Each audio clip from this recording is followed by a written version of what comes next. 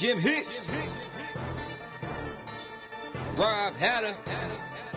You are now tuned in to the Chop Shop. I'm Retro. Let's get it. We in the Chop Shop. We live in the Chop Shop.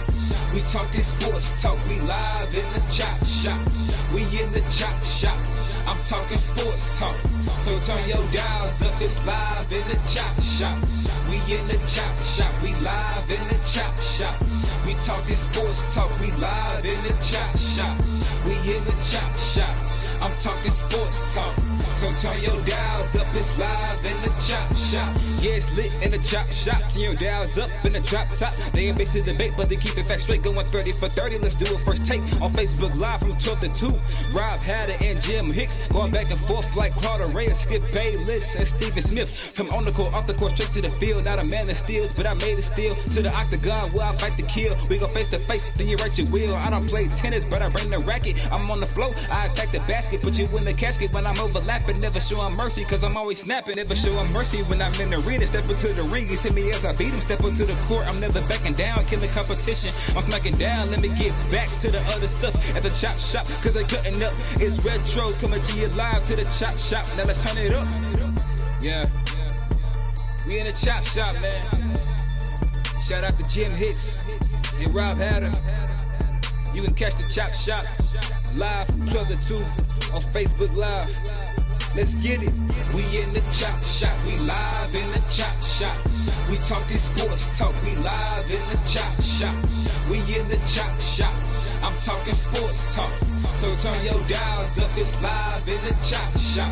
We in the Chop Shop. We live in the Chop Shop. We talking sports talk. We live in the Chop Shop. We in the Chop Shop. I'm talking sports talk. So turn your dials up. It's live in the Chop Shop.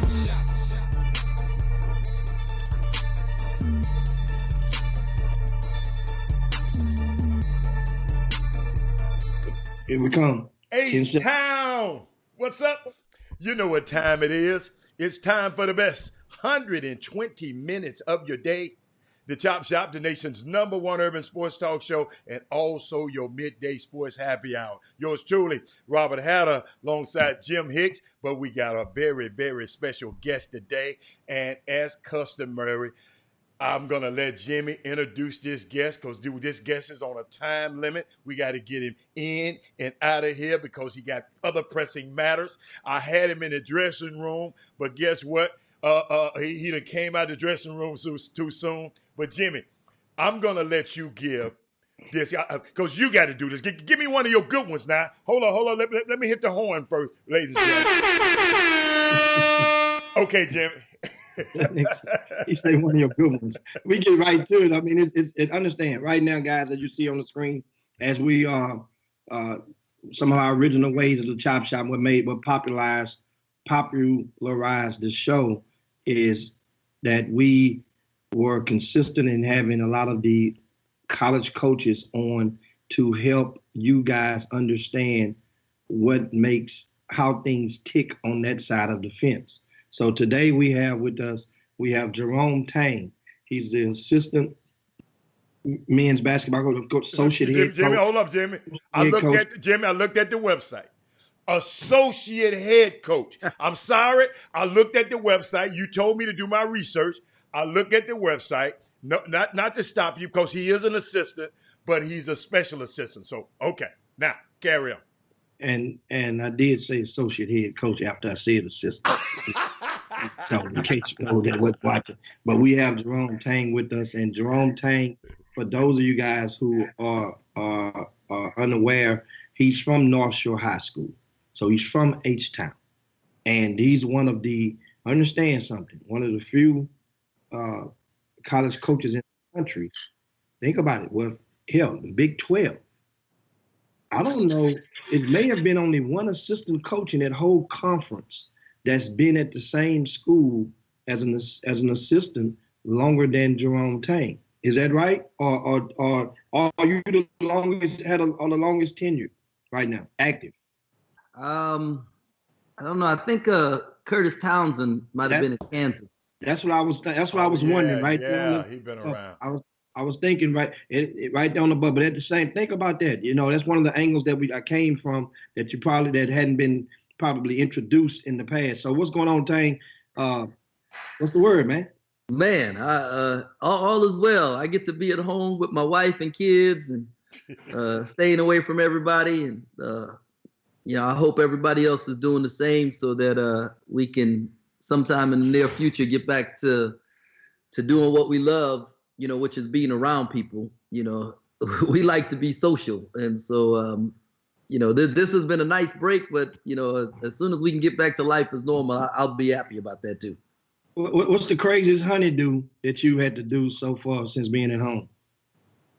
Ooh, you know what? My wife is unbelievable. She like, how like she's a good coach, right? She understands my strengths and my weaknesses, and she just helps me to operate in my strengths, and she doesn't try to make me operate in my weaknesses. So like stuff like fixing stuff and things like that, shoot, we just gonna get somebody to do that. I like that. Time is money, right? It'll take me 3 hours to do something. We could pay somebody, and they can get it done in 15 minutes, So she allows me to operate in my strengths, and I appreciate that about her. And so I don't get a long list, but you know what I have? How like when you going through something, you start to realize some things. Mm-hmm. So I'm the one making the runs to the grocery store. Okay. That's the thing, right? And so when I go make that run to the grocery store, I went a couple times. And then, when you come back, you're supposed to change your clothes and shower, all that kind of stuff. And I started realizing that when I'm walking around the grocery store, I started looking around. I was thinking, you know what? Everybody in the grocery store right now is the least valuable person in the family. Yeah. No. You are an essential person in the family. You're essential. That's why you can go out. No. We expendable, right? We're the ones and I came back home. I told Ray, I said, my wife, I said, babe, I understand. I'm the sacrificial lamb, and it's okay because I know that my kids could make it without me, but I know we couldn't make it without her. So I got to keep her safe, and I'll be willing to go be the sacrificial lamb. That's nice, man. The other thing that's crazy, I don't know if y'all have put on any of those masks. Have y'all tried any of those masks? Oh, yes. Yeah. So my wife happened to have some of those N95s, right? Really? Okay. Yeah, she did, because we'd had some work done and we bought some for the workers so they didn't get all the dust and stuff, right? So they said, hey, you got to start wearing masks now, right? So I went out to the store and I put the mask on and I couldn't breathe. I was like, man, I'm going to die from not being able to breathe. Forget the virus. And then I started thinking about the doctors, about all the people that are out there and they wear multiple masks to help protect themselves and they still have to operate. And I feel like I'm in decent shape for a guy my age. And I couldn't breathe. I was struggling to breathe. And I started thinking about them. And so, man, hats off to those, our doctors, our nurses, the people on the front line, all the workers that are supplying stuff for us to be able to go to the grocery store. And they got to wear those masks. They got to drive around. They're going in and out. I mean, that was, that really hit me, of what these people have to go through for us. And some of them risking their lives to protect and keep us safe. And and that's the phenomenon. But that's a great story about the see, I learned some Jimmy. See there? That's why I said when you know better, you do better. Now when I come home from the grocery store, see, I've already ordered me a hazmat suit. I ordered me one. So when I go, with the shoes and everything, right? So when it get here, so I won't have to do that. I just take it out in the garage. But now I'm going to start showering. I always wash my hands. But now I'm going to come in and take those. I'm going to have some go to the store outfit on. Thank you, Tang. See, I didn't realize that. Understand. They got a new one that just came out night before last. Uh-huh. They did the testings at one of the hospitals, and they've concluded that the shoes can carry for an extended amount of days That was another one that we all knew, didn't think about. The shoe. It's all The right. shoes. It's all And right. if you have a pet and the pet comes indoors, they're saying also to get the wipes and wipe the paws of the pet. Little bitty things like that you don't pick up because that stuff they say they don't have any proof now that it doesn't. Yeah. So you got to just be careful. But we have but Jimmy, hold on. Before we go any further, Jimmy, I want to give a shout out to Todd Holmes, Quincy Wiley, Rod Wells, Mindy Collins, and Derek Johnson. Jerome Tang, those were our starting five. They were the first 5 people who popped up on the screen when I popped the screen up. So I'd like to give a shout out to them because they got everything started. So, Jimmy. And speaking of, while we on the backside of the starting 5, I want to acknowledge the 5 individuals who had the most posts in the platform. That's on Facebook or YouTube on Monday. Those in 5th was Darryl Garrett. He had 41 posts. Walter Yates had 53 posts. What? Kay Grace had 66 posts. And defending champion from last week has been dethroned. What? Todd Holmes had 74 posts, but guess what? Who beat Melvin Dews, 93 posts on yesterday. Shout out to Melvin Dews down in the Beaumont Golden Triangle area and for taking care of business and being active on there. I see Larry Cordero just joined us on the feed as well. Shout out to Larry over at LSU Alexandria and what's up, basketball. Coach? Now, I was supposed to give Melvin a big sickum. You know, Melvin right there. There we go. I like that. Now, Tang, recently your son, speaking of family real quick, when we talk some hoops, your son was accepted to Baylor?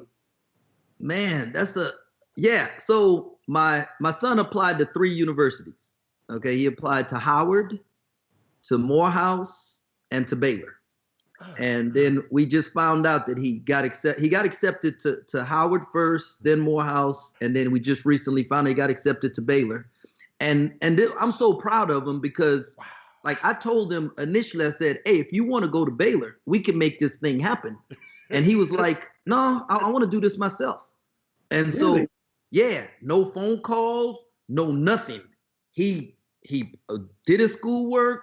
He took his test. He did all the things, applied, wrote the letter, why you want to be at Baylor, what kind of impact you want to have. He did all the thing, everything all by himself, and got accepted.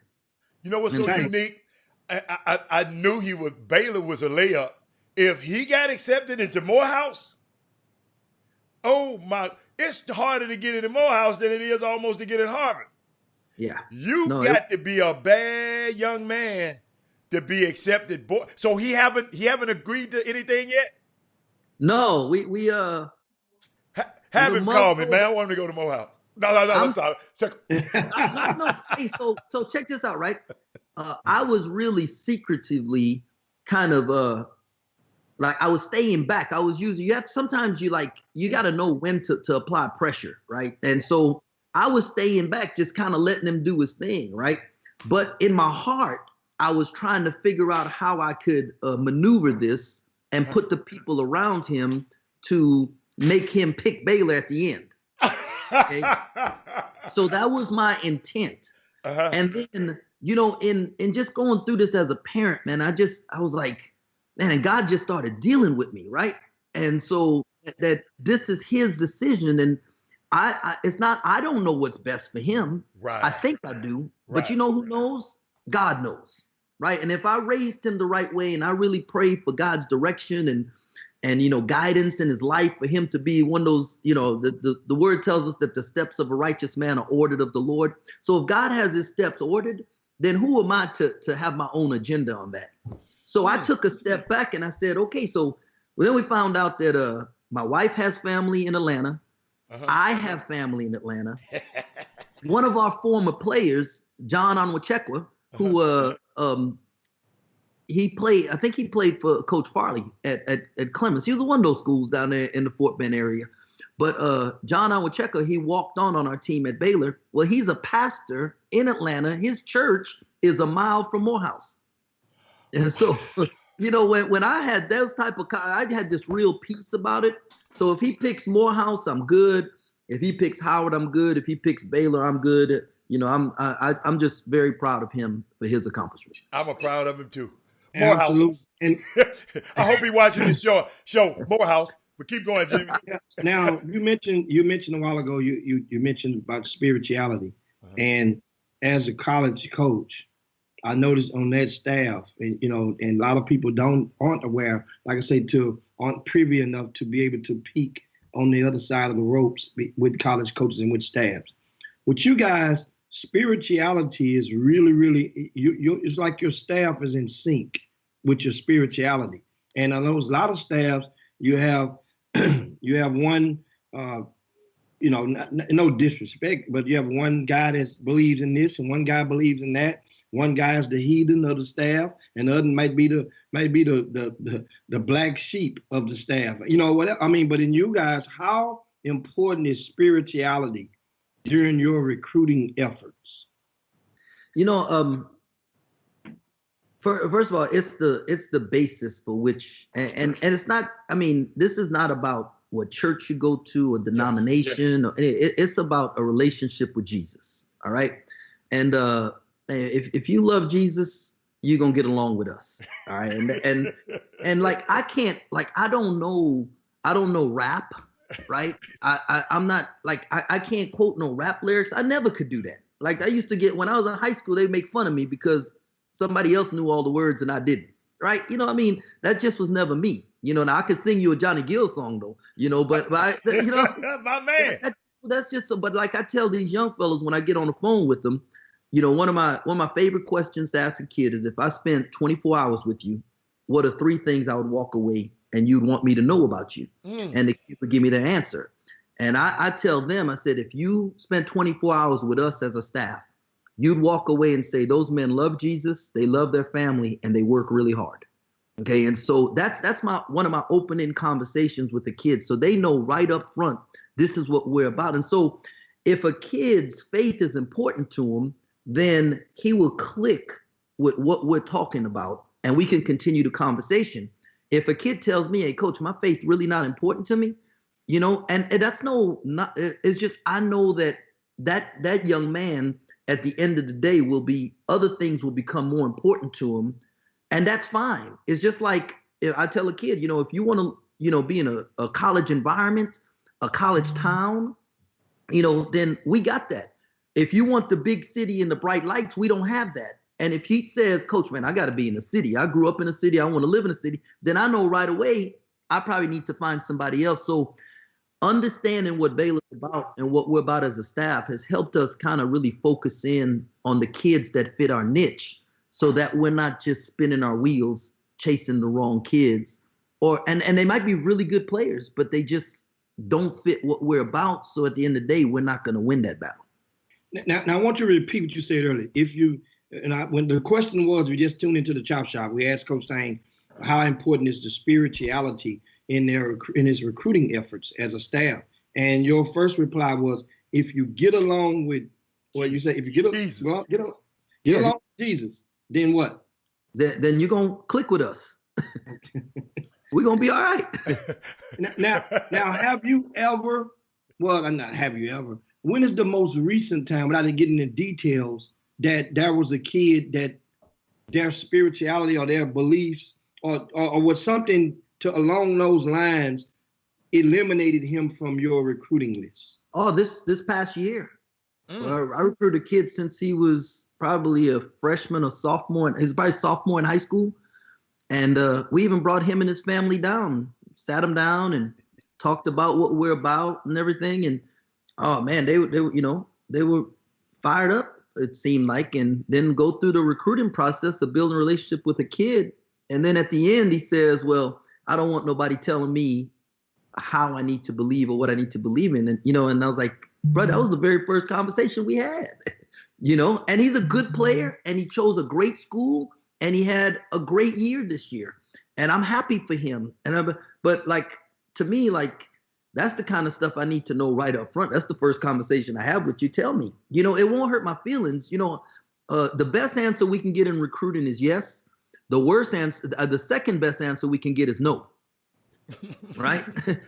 It's all that in between stuff that drives you crazy because you just waste time. And wasting time is no fun. I don't want to practice recruiting. I like that one, Coach. I never heard that one. You don't want to. I like that. I don't want to practice. Hold on. Practice recruiting. Wow. Now, one of the viewers has a question for you. Speaking of family, real quick, and that is, he says he's just curious. Are you related to Lee Tang out of Hunterwood? Yeah, Lee's my cousin. Really? Yeah. Oh, that's okay. Good. So we connected. It's a family reunion about to connect. So you know how that, what's next now. I mean, he's going, he might say, hey, can I borrow, $1 or something now? But no, seriously, he says, Lee Tang is one of my good childhood friends from Tice Elementary. My cousin Lee and my uncle, his father passed away a few years ago. That's my dad's brother. And, and his mom, Silvana. Great people. That's my people. My mom was the custodian at Tice for 20 years. Really? Yeah. What's Tice is a school? Elementary school, right across from Purpose Age. But I'm not from here. But Jimmy and we just that's hey, North Coach. Shore High had a North Shore High. Coach, I got something for you though, Coach. Your counterpart, your assistant coach, your other assistant coach. He said, everybody. He said, you some kin to everybody. Yeah. He said, you related to everybody. You know what? Tang might have thought the question might have came from the pappy or some recruit, and he just went along with it. Yeah, I'm a kin to him. That's part of his spirituality right there. But now speaking of the coach, you arrived at Baylor in what year? 2003. 2003. I mean, times was good in Texas because that was right off the heels of 1 year. Willow Ridge High School finished right up under Oak Hill in the USA Today's ranking, and then the following year, 2002, Dallas Lincoln finished #1 USA Today. So the state of Texas was rocking. In that 2003 class, as you walked in, was the class that was one of the most potent classes in Greater Houston history, with the Indy Ebies and the Kendrick Perkins and the Cartier Martins and those guys. Now, Von Wafer, and absolutely, you coached him while at Heritage Christian. We actually kind of mentioned him the other day last week when speaking about Coach Leonard Hamilton. Now, when you first got into Baylor, remember now, this also, one thing we left out that happened in 2002 was one of your players scored 100 points in one game. Cedric Hensley.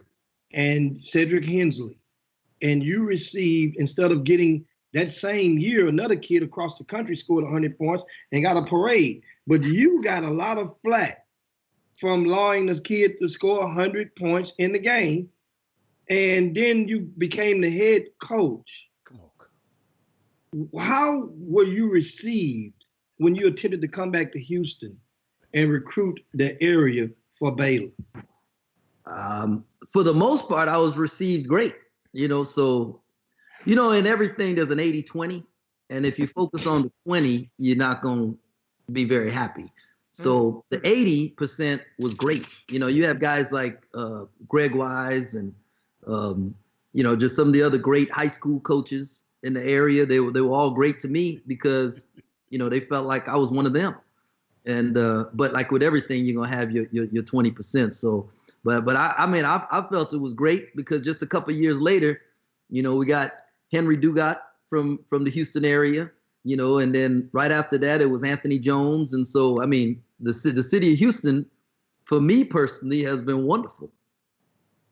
And of course, right now we have Jerome Tang live with us, Baylor men's basketball associate head coach. Now, speaking of recruiting, right?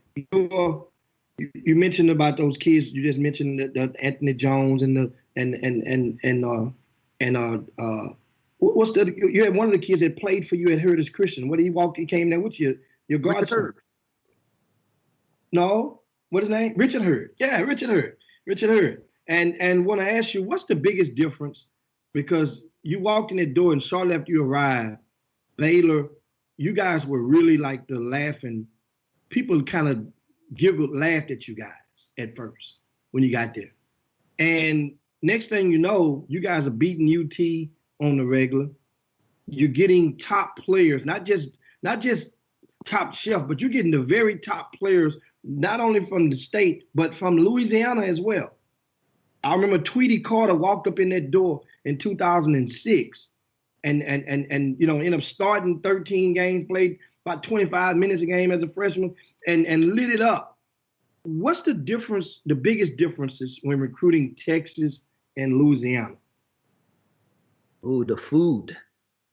Wait a minute, Coach. Come on, man. Hey, man, I'm just telling you, if I lived in Louisiana, I'd be like 300 pounds. The food is ridiculous. Coach Drew and I, we fight all the time over who's going to go to Louisiana to recruit. Really? And, Tweety Carter played for Tim Bird at reserve. And then right after that, it was Lace Darius Dunn, who came out of Monroe, Louisiana. And they were both Gatorade Player of the Year. And then, after that, we got Rico Gathers, who also played for Coach Bird. And it was they had moved over to Riverside then, which was just right across the street. And he was Gatorade Player of the Year. I think he was 2-time Gatorade Player of the Year in Louisiana. And right now we have Jared Butler, and Mark Vital. And Mark actually moved from Lake Charles to Dallas and then came. So, the state of Louisiana has been really good to us. And I just, I think, sometimes I think kids in our state sometimes think that the grass is greener on the other side. Why is that? Why? A lot of it is you guys. Okay.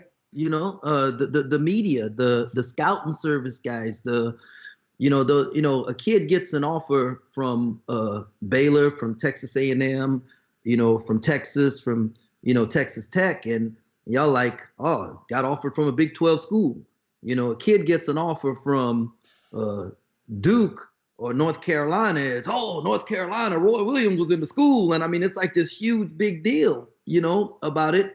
And people make such a big deal about Roy being there. Well, Scott Drew was there the week before, and they didn't make a big deal about that. So, how it is, a prophet's not accepted in his own country, and so, that I think we all have to understand that the better high school basketball is, the better summer basketball is, the better it is for our universities. Well, the better our universities are, it trickled down also. It doesn't just work uphill. It can trickle down. And if you get the best, think about the Southwest Conference, when you had the best players competing against each other all the time. If ESPN was around at the time of the Southwest Conference, and the Southwest Conference was able to get the TV notoriety that the Big 8 got, okay, that the ACC got, it would have been ridiculous.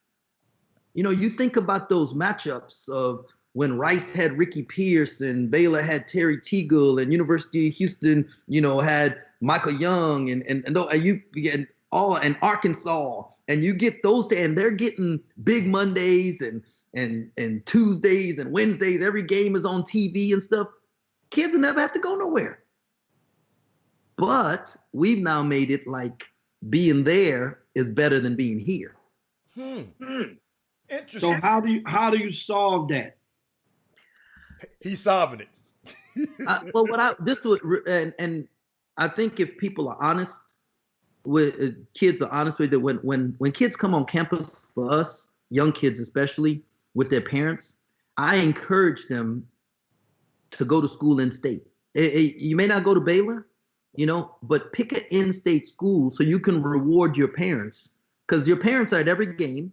They try to go to all these AAU events for you to support you. Here you have, as a young person, an opportunity to make a decision that will benefit your parents and help them and give them something, right? Now, if all things are equal, right? Right now, we're going to go out of our store. I'm driving to the HEB right down the street. Okay. Right? I'm not driving to the one in Houston. Now, we don't have a Galleria in Waco. So you know what? I'm going to drive to Houston to go to the Galleria. Well, you know, in this state, we have universities that are Gallerias. You don't have to go to the Mall of America in Minnesota, right? You can go to the Galleria. That's a good point. You know, Good point. you know what I mean? What I'm saying is that if all things are equal and kids want to play at an elite program, a program that's going to compete for a national championship, you don't have to leave this state. And so that's my message to them as young kids growing up, that, you know, whether it's A&M, Texas, Texas Tech, whatever it is, you know, you don't have to leave the state. And the better we make the basketball in the state of Texas, everybody will want to come here and play, because people want to play against the best. It's kind of like what the SEC has done in football. You know? I like that. They made the conference so strong that every kid wants to play against those teams night in and night out. Coach, you told me, I don't know the exact words. You told me something that stuck in my mind for a lot. We had a little talk one time, and you said, I don't really have to go far. If I just can get the best dude out of Houston, the best dude out of Dallas. You was just talking, I think you remember, if I can just get the Rasheed Suleiman or one of these guys in the past.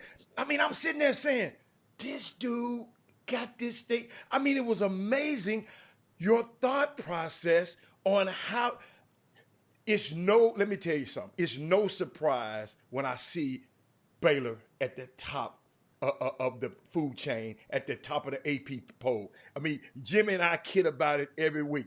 We came in here every week. Guess who's the number one team? Guess who? But I watch y'all. You got AB. I've had the advantage of coming up to y'all's campus. Man, one time I came with the visiting team, Oregon, to watch y'all play. And then I had the advantage of being on a recruiting visit with you, with a young player. Let me tell you something, man. Hey, if somebody asked me if I had a choice, and not just because you're on people know how I feel about this.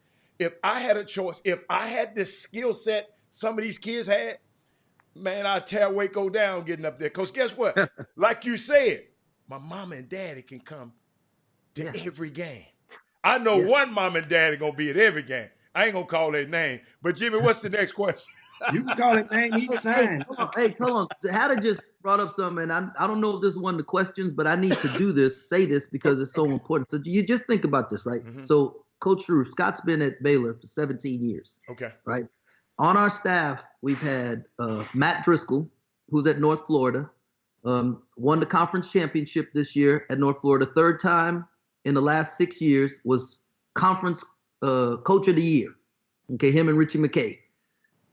Grant McCaslin, North Texas, won the conference coach of the year. Okay, Paul Mills at Oral Roberts, biggest turnaround in the history of the school. First time to have a winning non-conference and conference record in the last 5 years. Okay, Mark Moorfield, who's at Mary Hardin Baylor, the women's coach down there, conference coach of the year.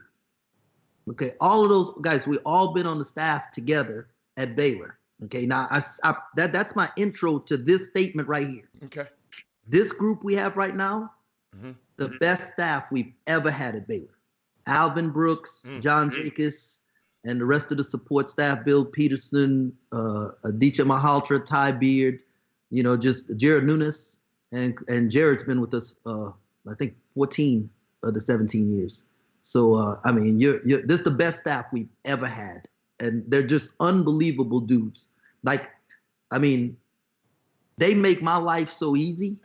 I mean, it's incredible to work with these dudes every day and to hear them express themselves and deliver their message in a unique way, each of them doing it differently, but getting the point across, and the ideas that they have, and they're the way they think about basketball, the way they think about young men.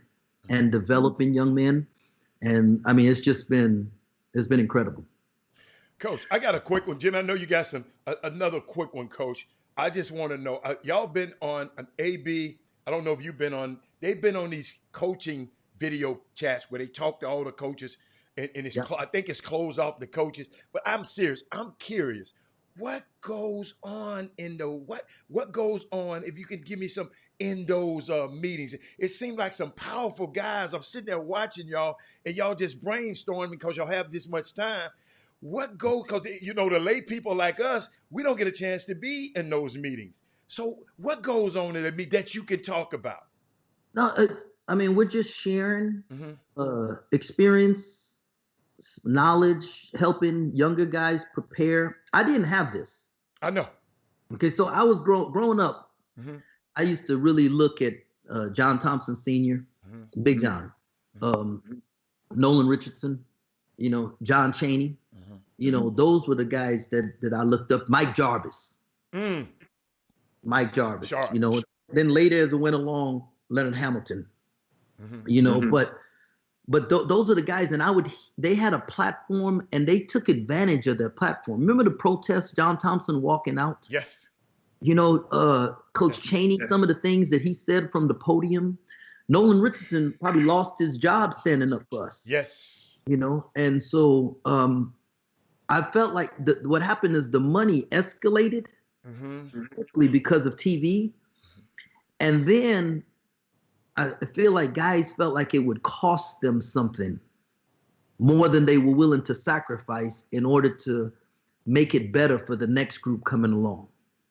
And so the Bible tells us, right, this clear, like the sowing and reaping, right? If you sow, you're going to reap. Right. Okay. Right. And people will apply that to their finances. They'll apply it to love. In our business, we have a tendency not to want to apply that to knowledge. Like we feel like we have the corner of the market on something. We don't want somebody else to find out about it. Wow. And what I found, Coach Brooks, Alvin actually started this group. Yes. And asked me to join in. So I just get credit for being with Alvin. Okay. Right. Right. Girl, I'm just walking next to him. And so we're in there and we're just sharing some of the knowledge that we've gained, some of the experiences that we've gone through, how we deal with certain situations, how to prepare yourself for the next step, how to be the best you are right where you're at. Just how to help our young men that we deal with on a daily basis. I'm going to tell you, tomorrow night we're going to have our mental health coach, Miss Monique's going to be on there, and she's going to share with us things that signs we need to look at in our guys on when they're struggling through things, because these dudes, man, they're going through some things right now, Hatter, that we didn't ever had to go through. Yes.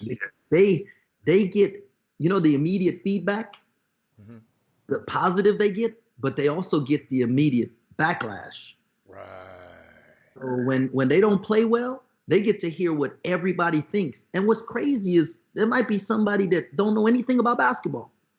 Right. But they're getting this information, where in the past we would only maybe read the newspaper, try to see if you score 10 points and look in the paper, right? Right. Right. But man, these guys are getting hit from left and right, and we have to recognize this, because nobody prepares you for it coming up. I mean, so that's what we're doing in there, man. We're just trying to be better coaches. And I heard a real smart dude I worked with named Tim Maloney, and he said, you teach basketball and you coach people. Okay. And so we're teaching some basketball, but we're really coaching people. Man, that's a good nugget right there. Hatter was writing that one down right now. I'm not sure he's going to give you credit for it, but he's writing it down. It's going to be on the t-shirt somewhere. And you can rest assured. Now, of course, we have Jerome Tang with us, guys. We just tuned into the Chop Shop. He's the associate men's basketball coach at Baylor, and he's dropping nuggets and just talking life. Now, want to put you on the spot real quick, Tang. Yeah. You mentioned about Baylor, and you went and took a blast to the past. You dropped a few names, So your starting five, since you've been at Baylor, 17 seasons. Give us your starting five Baylor Bears from the time you landed the 1, 2, 3, 4, and 5 position. Give it to us right now. Ooh, man, that's a good one. And so I'm gonna put, like, you know how the Hall of Fame, you have to have criteria to get in. Okay, what's the criteria? So like you have to be out of basketball for 5 years, right? So I'm gonna pick guys who are 5 years removed from the program. Okay. So it's gonna be 2014 back. All right. My other criteria is gonna be dudes that have their degree. Okay. Okay, so you guys, so this way, when they watching this, they can't get mad at me that I didn't pick them if they don't have their degree yet. Now we've had 47 dudes go through our program, and 44 of them have their degree that have gone all the way through. We had 2 dudes leave early, so actually 3 guys leave early for the draft. Okay, so there's only 6 dudes that I'm leaving out for that criteria. Okay. So I'm going Tweety Carter, Curtis Gerald, Lace Darius Dunn. Hold on, time out. You just talked about the Texas people going to HEB down the street, and your best players from Louisiana. Hold on. My bad. Time out. Rewind. I forgot Lace can't be in there because Lace is one of the guys that don't have his degree. So okay. Tweety Carter, Curtis Gerald. Okay. My third guard.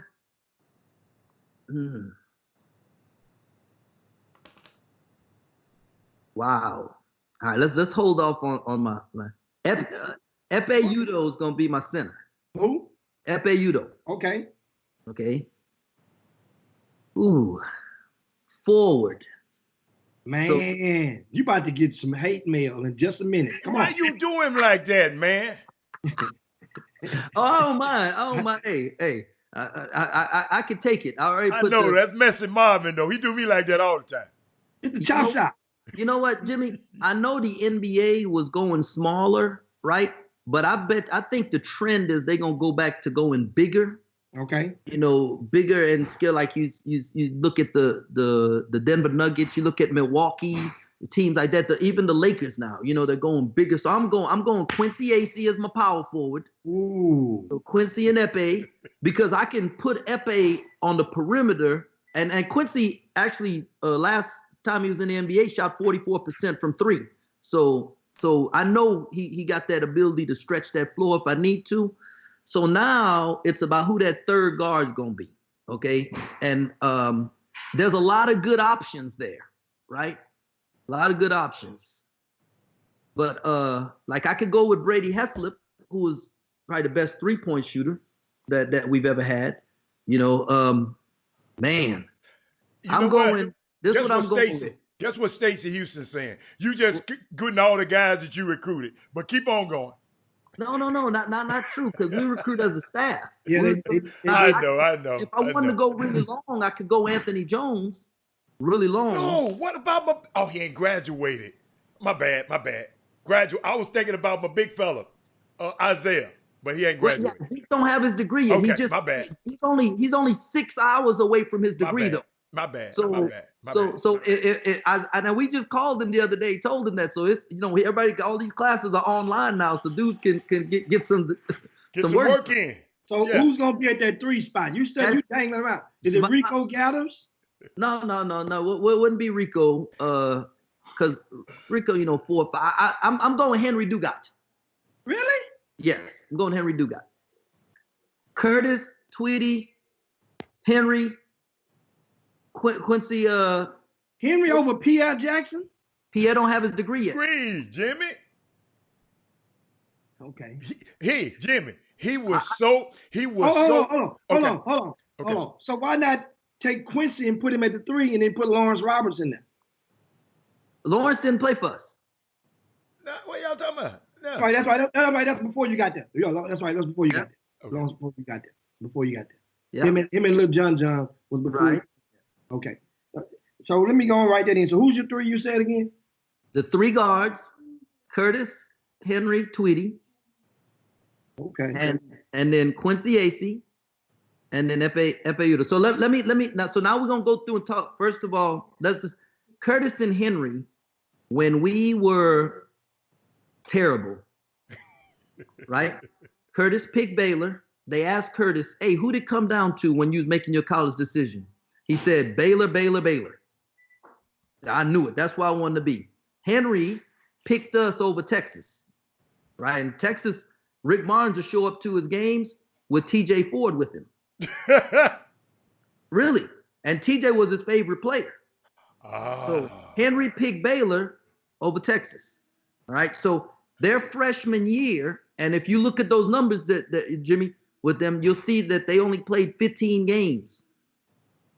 15 or 17, something like that. Yeah. Because they only had a half a season. They could have, when the NCAA gave us that punishment, they could have transferred and played anywhere they wanted to right away. If they Oh, yeah. That's okay. That's and right. those dudes chose to stay on campus. Back in 05. Not play a non-conference. And then their first game was on the road at Texas Tech against Bobby Knight.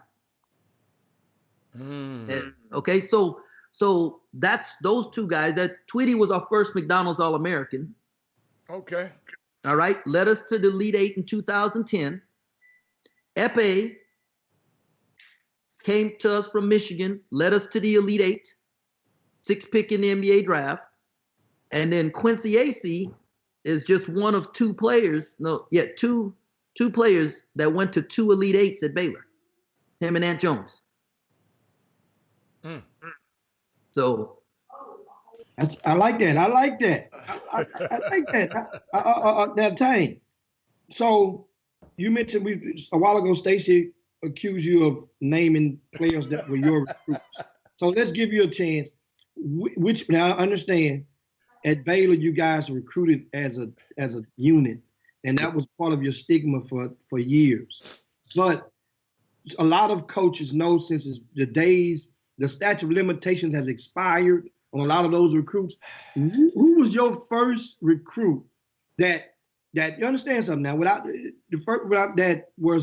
That lived up to the hype. That as guys were recruiting him, in other words, he got on campus and he far exceeded based on what he was ranked nationally, or what he wasn't ranked nationally, and far exceeded. And you were probably the point guard of the recruiting for that young man. Who would that have been? See, like, you keep trying to get me to tell you that I recruited a certain kid, and I didn't. I'm telling you, we did it as a staff. That's what I'm trying to tell you. That's what let me tell you, like Jimmy, the longer you've done this, right, how you could say a whole lot now with just a few words because you've learned how to become more succinct. So we've been able to take what we've been doing for years and put it into 3 letters. J-O-Y, right? J-O-Y, joy. All right. And coach has been this way since I got on campus, and we have all adapted onto this. Jesus first, others second, yourself last. All right. And I'm just telling you as a staff all this time, it's been not your kid, not my kid, but our kid. That's why when they come on campus, because when they come on campus, we're all going to coach him. We all going to yell at it. We're all going to love him up. And so it's never in a meeting. We're never talking about playing my guy, or nobody ever has an agenda. It's we want to play the best guys. And because we tell the truth in recruiting and recruit as a staff, we got less than a 16% transfer rate. Less than 16%. Less than the national average is 43%. Wow, and you guys have 16%. That's from what span? From the time from 2003? From 2003 till now. That is awesome right there. And I was looking at names of some of the guards who came through that program since 2003. Aaron Bruce. I remember he was the Australian kid, right? Aaron is coaching basketball in Australia right now, high school. Really? Yep. Awesome. He came in as a freshman. He started all 28 games. Then after him was you mentioned Curtis Geralds and Henry Dugat in the shortened season as a result of the probation that Baylor was on at the time. Then 2006 was Tweety Carter, who ended up starting 13 games as a freshman. I mentioned his stats earlier. Then after him was was Lascadarius Dunn in 2007. He played. Lace is our all-time leading scorer in Baylor history. He's what? He's the all-time leading scorer in Baylor history. I'm looking at the strings. Think about it. It's 2004, 2005, 2006. Then 2007 was done. Then skip to 2009. You had two young men. One of them was heralded in the high school ranks out of high school. One was not. He's from Oklahoma, I think, or Arkansas, and that's A.J. Walton. Came at 09, played 36 games, averaged about 17 and a half minutes that year. And Nolan Dennis out of Fort Worth was the high name or the designer name recruit. And then you had a gap. You can pick back up in 2014 with Alaric Freeman, who was a top All-American candidate from out of state. Right. King McClure came in 2015, and King McClure played as a freshman, played in 34 games. Then 2018, Jared Butler came in rec shop, started 21 games, and now the string continues. You guys have LJ Cryer coming in next season in 2020. Hold on, Jimmy. Hold on. Okay, now keep going. Okay. And I'm looking at, and the thing I've mentioned, one of the things I mentioned about those guys, a lot of people don't really pay attention. All those guys I named before LJ Cryer were freshmen and played. And so that means Baylor's not one of the schools. I mean, even though we're in the, we don't know what happened until a kid touches campus, but expectations are high for the Greater Houston, especially when you're named the Greater Houston Chronicles Player of the Year. And so a kid like LJ, when did you guys really fall in love with LJ Cryer?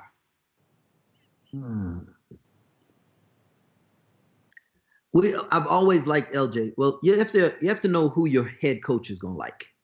Okay. And so I think that's to me, what we do best is we find guys that fit what Coach Drew likes. And Coach Drew likes bucket getters. All right. That's what he likes, bucket getters. I think we can all agree that LJ Cryer is a bucket getter. Right? I mean, I don't think I'm stepping out on a limb saying that. All right. So what LJ does best, Coach Drew values most. So therefore, it allows him to have the opportunity to be successful early in this thing. So knowing that that's what LJ's strength was, I knew that would be a good fit for Coach. So then it was just about us being on the same page time-wise and, just allowing him to go through the process and I felt like the fact that we were consistent, our story never changed. We never promised him he was going to start. We never promised him playing time. This is who we are. If you're willing to come in and LJ, what I've appreciated about watching him is that he's a worker. Right? I mean, he's a worker. He's not, because I've recruited some dudes before who they said they were workers or that they were working, and then they get to campus and you find out what they considered work and what I consider work are two different things. Now there's going to be a change when LJ comes to campus. I mean, just the intensity with which we do things and the speed at which we do things, that's going to change for him. But he loves to be in the gym. He loves to be in the gym. And so I think when we started seeing those characteristics about LJ, his willingness to work, his willingness to work, his want to get better, and then he's got great parents, man. Not just parents, but a family. Yeah.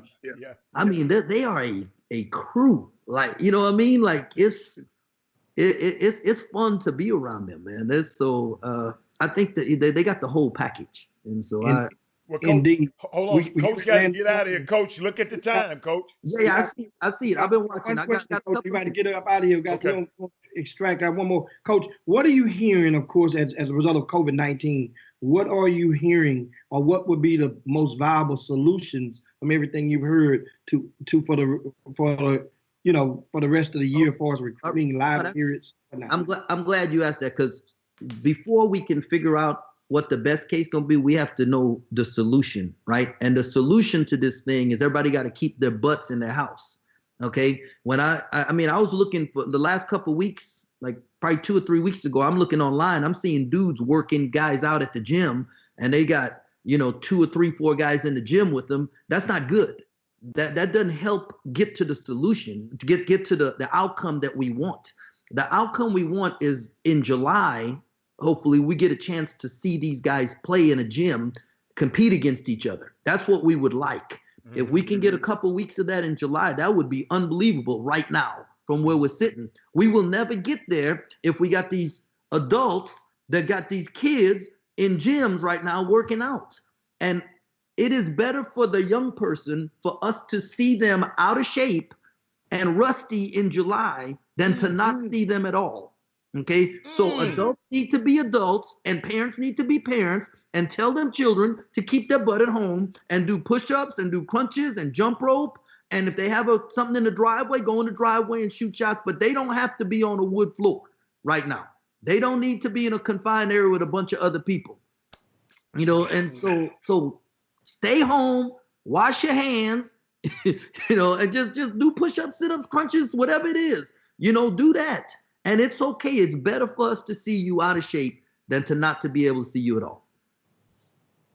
And that rocks. Now, Coach, and for September, so what are you hearing for the live period for September? I think like with even every university right now, I think all the circuit teams and organizations there, whether it's Nike, Adidas, whoever, Under Armour, whoever, they all have contingency plans. They have a plan A, maybe do some stuff in June, plan B, maybe do something at the beginning of July, plan C, maybe do something at the end of July. And I would think there's even a plan D that, there's maybe do something in August.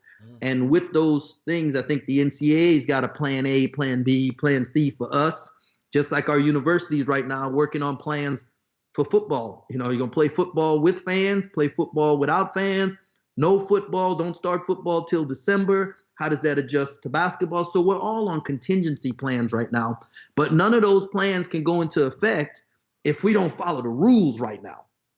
Okay? Stay home, wash your hands, all the things that they asked us to do. I mean, our grandparents fought in wars in order for us to have, when they had problems. This our wars, just stay at home and watch TV. We can do that.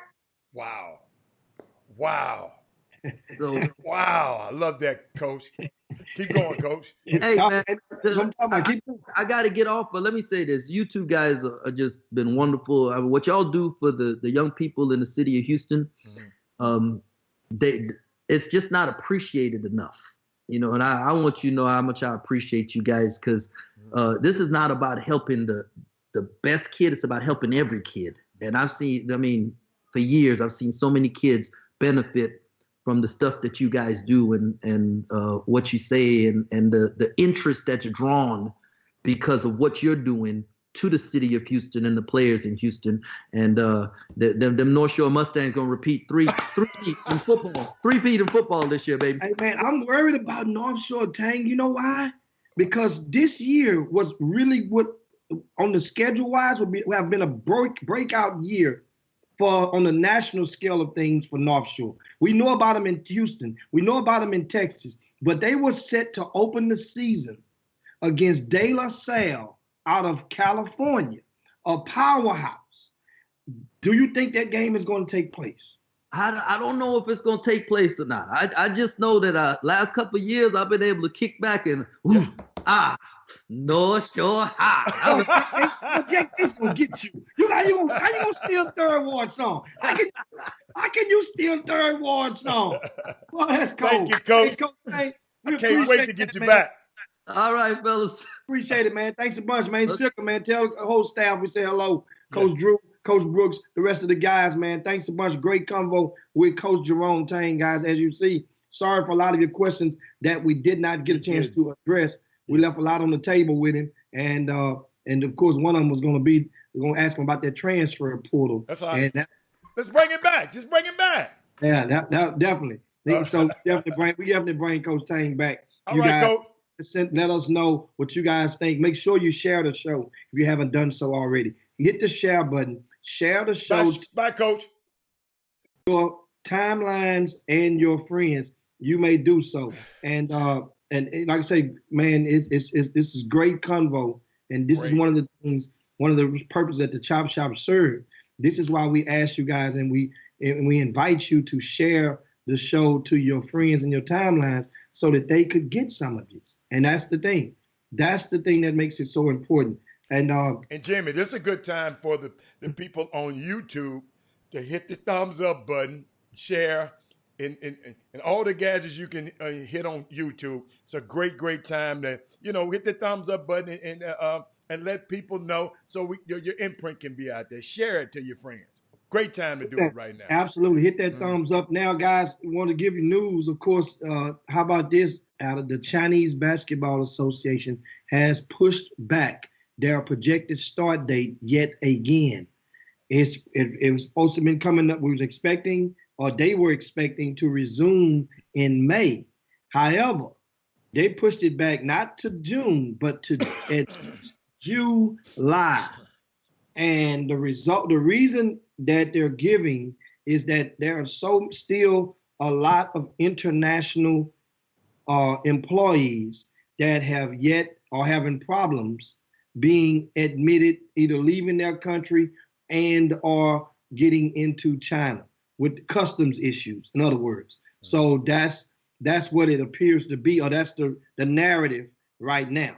And so now, once again, that's why, I reach out over the week in the next few days, I reach out to Joseph Young and get the update from his side, because now, does that mean they get to come back home again, or do they have to remain there idle for the next 2 months at least? And we got to remember, we can't, let me tell you something. We can't, I know we were looking at the Chinese model, but Jimmy, I like to think, that's why I always have hope. I know you don't have as much hope in people that much, but I always like to have hope that we in America is going to fight this thing. We've been fighting, man. We've been fighting all our life. We've been fighting for 400 years. So, we've been fighting wars. We've been fighting racism. We've been fighting everything. And all we got to do is stay at home. That's a great analogy if we do that, you got to understand that's where the disease originated. So they're going to have some different problems. And then they trying to get other people in. We're just trying to keep people out or keep people in the house. That's all we trying to do. Keep people in the house, and let's curb this thing. And I'm watching it, y'all. I'm telling you, every day I'm studying, get information. Let me see, when the hospitals, I told you, the biggest thing was, Jimmy, a hospitalization. When that in the ICU thing keep going down, we are trending toward flatness, this disease. And that's all. I mean, there is hope, but we got to stay. We got to just stay in the house. There's hope. I know it's hard. I'm telling you, y'all don't understand. Hey, Jimmy, I'm getting so good riding this bike, Jimmy. Jimmy, have you been riding your bike? Jimmy, have you used this time to ride the bike? No, I ain't rode the bike yet. Jimmy, when you want to get outside, put on your mask and just roll, Doc. Dude, just roll. Oh, it's unbelievable. It's unbelievable feeling. I'm telling you, riding it's bicycle, not no motorcycle. A bicycle. But where we go from here, Jimmy? It's a whole lot of stuff. I want to give you guys, according to Hoops Nation, Florida has, it started with the wrestling, the WWE. The mayor of one of the cities has determined that the wrestling match are essential workers. So that sports, and he cited one of the things about sports being essential for the part of the economy, and that's why so that once they did it for wrestling, then you saw a push came from the opposite side of the room for basketball, football, whatever. So now sports, professional, professional sports employees, the players have been deemed essential workers. So that means the door is now open for if they, but at the same time, it ain't, it ain't that easy, but the door is open in the path of all of the states. It just goes to show, and it's just, if you're paying attention, a lot of the decisions, people are attempting to reopen the economy, and it's going to be staggered as they claim for different parts of the country. This is a direct result of a lot of the corporations are hurting or bleeding right now economically, financially. So money, if you ever thought that those people cared that much, remember that's the key, that much about our human lives over their money, then all you gotta do is pay attention and connect the dots. Their decisions does not reflect the sympathy that you want and hope that a lot of people will give you. It's like, we're gonna open this thing. And then what happens is, now once they open it, they can open them all day. But you then will have the decision to make. Just because the Galleria is open don't mean you have to go to the gallery when it opens. Just because Topgolf decides to open up don't mean you have to allow your kid to go immediately to Topgolf. See, that's the thing. Just because the gyms open up don't mean you have to go immediately into the gym. I promise you, there's the minute that this thing open, that they attempt to open the doors, there's going to be, at some point, somebody's going to be first, somebody's going to be last. There's going to be a basketball tournament that's going to pop up. Remember, choices and consequences. That's the thing. And if you, in Houston, I know that they have, today, they've started distributing free COVID-19 tests for people for people that are that are non-essential or non-first responders, common folk can go and get tested if you meet the minimum criteria. But there's free testing now all over. Think about the timing. You guys just got to pay attention. That's all you got to do. 72 hours ago, an article came out on the front page of the Houston Chronicle. Adam, did you see that article? Yeah, did you see the headline? Mm-hmm. It said that Texas, we were 49th out of the 50 states in testing. Did they get the reasons why? Huh? Did they get the reasons why? I only read 2 paragraphs in. Okay. Because I was. No, I like to ask why. It was frustrating when I saw it, because that one, I wasn't even thinking about, I just knew it was kind of slow. I didn't realize other people were going much faster. I understand it's based on per capita. But And Jimmy, I don't know the reason. That's why I want to know. I can't comment on it because I really don't. I don't know. I don't know. I don't know. I mean, I don't know what they were. I don't know the criteria that they used. I wish I'd known. You sent me the article. I just did not read it. I just didn't read it. So, I mean, whatever the criteria is, hey, we'll figure it out.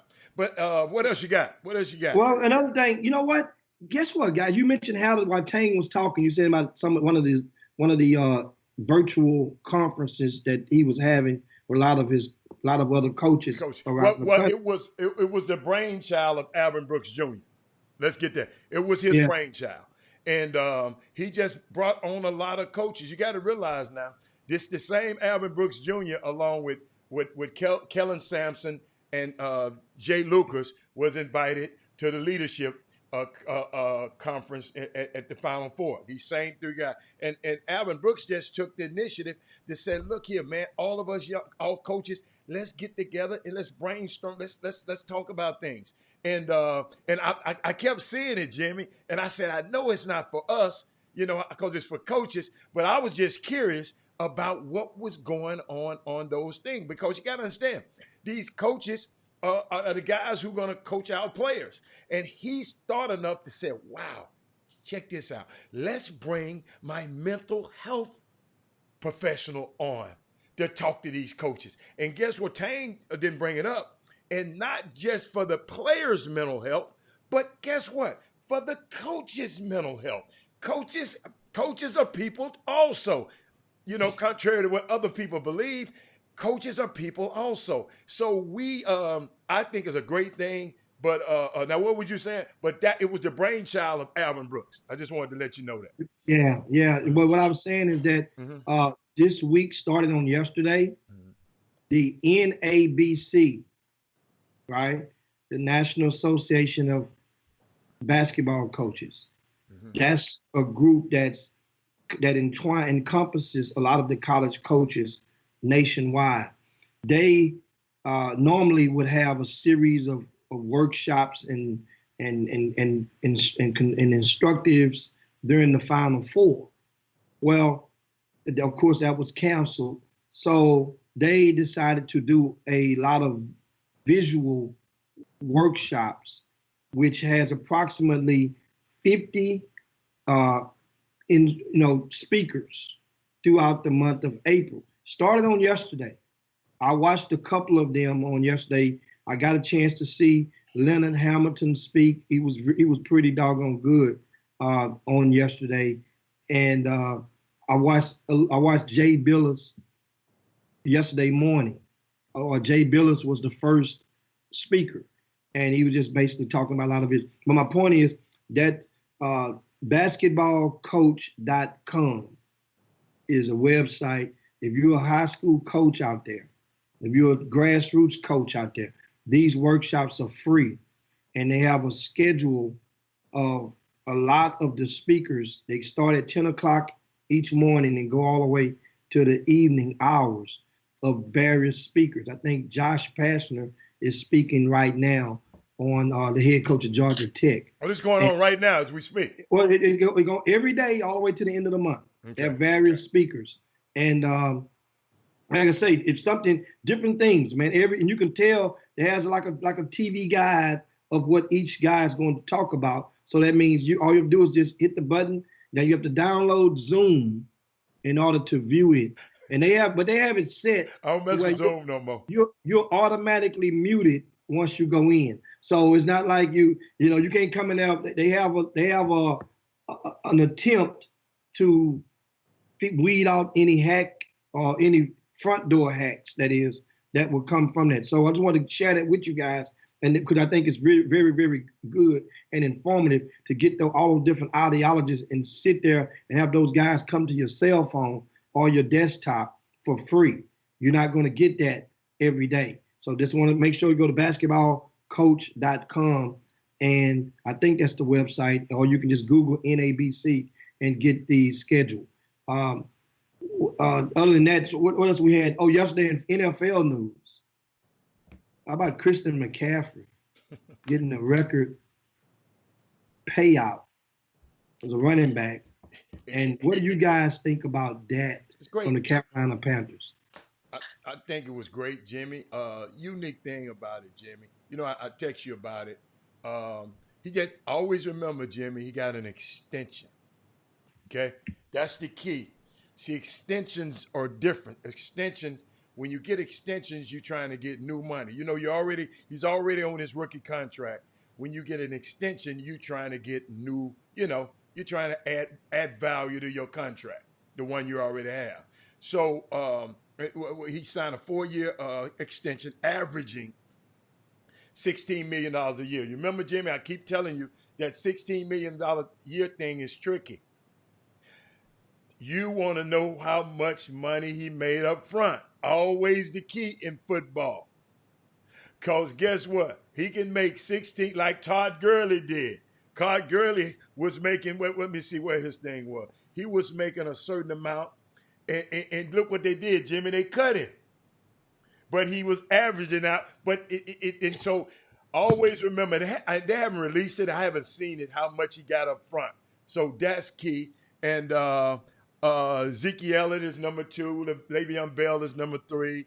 David Johnson, the often injured guy that the Texans just got. It's crazy. But I was And Jimmy, and to defend him before we go anywhere, talking about they didn't pay Cam. Through the 3 seasons this kid has played, 3 seasons, right? He got 2,900 rushing yards, 5th most in the NFL. 2 1,000-yard rushing seasons, okay? 303 catches, 2nd most by any player. One of 3 players that ever with 1,000 rushing and receiving yards in the same season. So he, Jimmy, he did his thing. But I know a lot of people was telling me, well, they didn't want to pay the Cam, but they wanted to pay him. But great kid though, Troy. You're right. Had the advantage of meeting him. Cool young kid. He grew up, Jimmy. He grew up in the NFL. Ed McCaffrey, wide receiver for Denver. Shannon Sharp used to be like, he grew up around this thing. Fast, strong. In other words, Jimmy, he's a dinosaur. He's a unicorn, Jimmy. He's a unicorn. Why? White running backs are very, very hard to find. So, yes, great guy. Yeah, he made most of his money up front, but he didn't get 10 million of that stuff that they said that was guaranteed. So they guaranteed him a certain amount, but he minus 10 million. Troy, you better go look at that deal. I just looked at that deal. They cut him to keep from paying him that last payment he was supposed to have. And Jimmy, that was supposed to be guaranteed money, but it was only guaranteed if he made the roster. If he was on the roster. If they cut him, it ain't guaranteed. So it's unbelievable. So what else you want to talk about there, Jimmy? I'm looking at some of the comments on that, and then of course Trey Phillips say, have you got with your insurance company and asked them about the cost, the added cost to cover COVID-19 at the youth events? And I'm gonna tell you something. A year ago, I used to preach to the event, the facility owners, because my thing was, I noticed that there was a trend of people doing youth events without insurance. But upon approaching the people to rent the facilities, they would claim they had insurance, but would never produce it. And then once that money is getting ready to change hands, the facility owner is not going to stop and say, oh, no, I don't want your money. I need to get that insurance certificate. They're going to take that money. And my point is, now, if they took the money before, the insurance is probably going to, some people probably just want to make it, write it in the policies and make it exempt and exclude it, and probably give you a rider to say, well, if you want this covered, then it would cost you this much more to cover that. That's what I'm assuming. My policies don't expire to a couple more months to the summer. So I hadn't had a chance to re-up. Don't know. But I'm assuming whatever it is, the facility owners, it's going to be a lot of events out there to my independent events. Now the sneaker company is different. My independent event going to be a lot ran without insurance, a lot. And so how would that stop? Well, once that one parent whose son or daughter contracts it and attempts to take legal action, or there'll be a lot of waivers for people to start signing when they walk through the door. You'll see one of the two. Jimmy, I got a problem, y'all. We're dealing with right now in the NFL, and it's not really documented that well. But I'm gonna share it with y'all. More than 250 players have. You have to be a free agent now, not the rookies. Have more than 250 players have workout bonuses in their contract, Jimmy, this year. Okay, including 18 who could earn $500,000 or more. 18, but Jimmy, linebackers Zadarius and Preston Smith with the Packers have the largest offseason workout bonus. Jimmy, $750,000 $650,000 respectively. Jimmy, the reason I'm bringing this up, this is in jeopardy. Their money is in jeopardy because what? They can't work out. How you gonna get your workout bonus if you don't work out? Hold up. Let me give y'all some help. Let me give y'all some help so y'all can help. NFL workout bonuses are often added into veteran free agent contract, not rookie contract, to entice the players to report to the team facility for weightlifting sessions, meetings, organizations, team activities from April to June. They typically require 90% attendance in order to be triggered. Jimmy, I know we can't feel sorry for because we got people out of work. We got 6 million people. But Jimmy, these guys' money that we negotiated in these contracts, they can't work out because what? The coronavirus. Unbelievable, man. I mean, it rains on the just as well as the unjust. It rains on the rich as well as it rains on the poor. So it's crazy, Jimmy. It's and I was telling somebody about they talking about these owners like Jimmy, did you see what Stephen A. The top 100 personalities at ESPN? The top 100, they asking them to have a voluntary pay cut during this time. Stephen A. Smith, big money. Greeny, the big money guy. Now I see why they partnered them two guys together on the show lately. I don't know if you've been watching it. See, I go home and look at it after the show when I go. But Jimmy, Disney is hurting in other areas. Disney owns ESPN. So nobody's coming to the Disney parks, neither one. Jimmy, but Disney is big in the hospitality industry and the cruise ship industries. So they losing a lot of money also. So they asking for those guys to give up 15 to 20% of their salaries for voluntarily before I had to take it from them. That what they gonna do? No, I'm just kidding. No, but we talked about Timon Fertitta and talked about him. He's in the hospitality industry. His whole empire is built under the hospitality. And think about this, Jimmy. He had a restaurant like Mastro's is used to making $50,000 a day. It's limited to $2,000 a day. You follow me? Jimmy, that'll hurt anybody, man. That'll hurt anybody. What else you got? Hey, I saw somebody that sent me. I don't know if you were able to get a hold of that the comments and the interview with Buzz Williams that was floating virally on social media about his take on a recruit and if he says if he feels like if he has to twist your arm. I had that video, Jimmy. You want me to find it?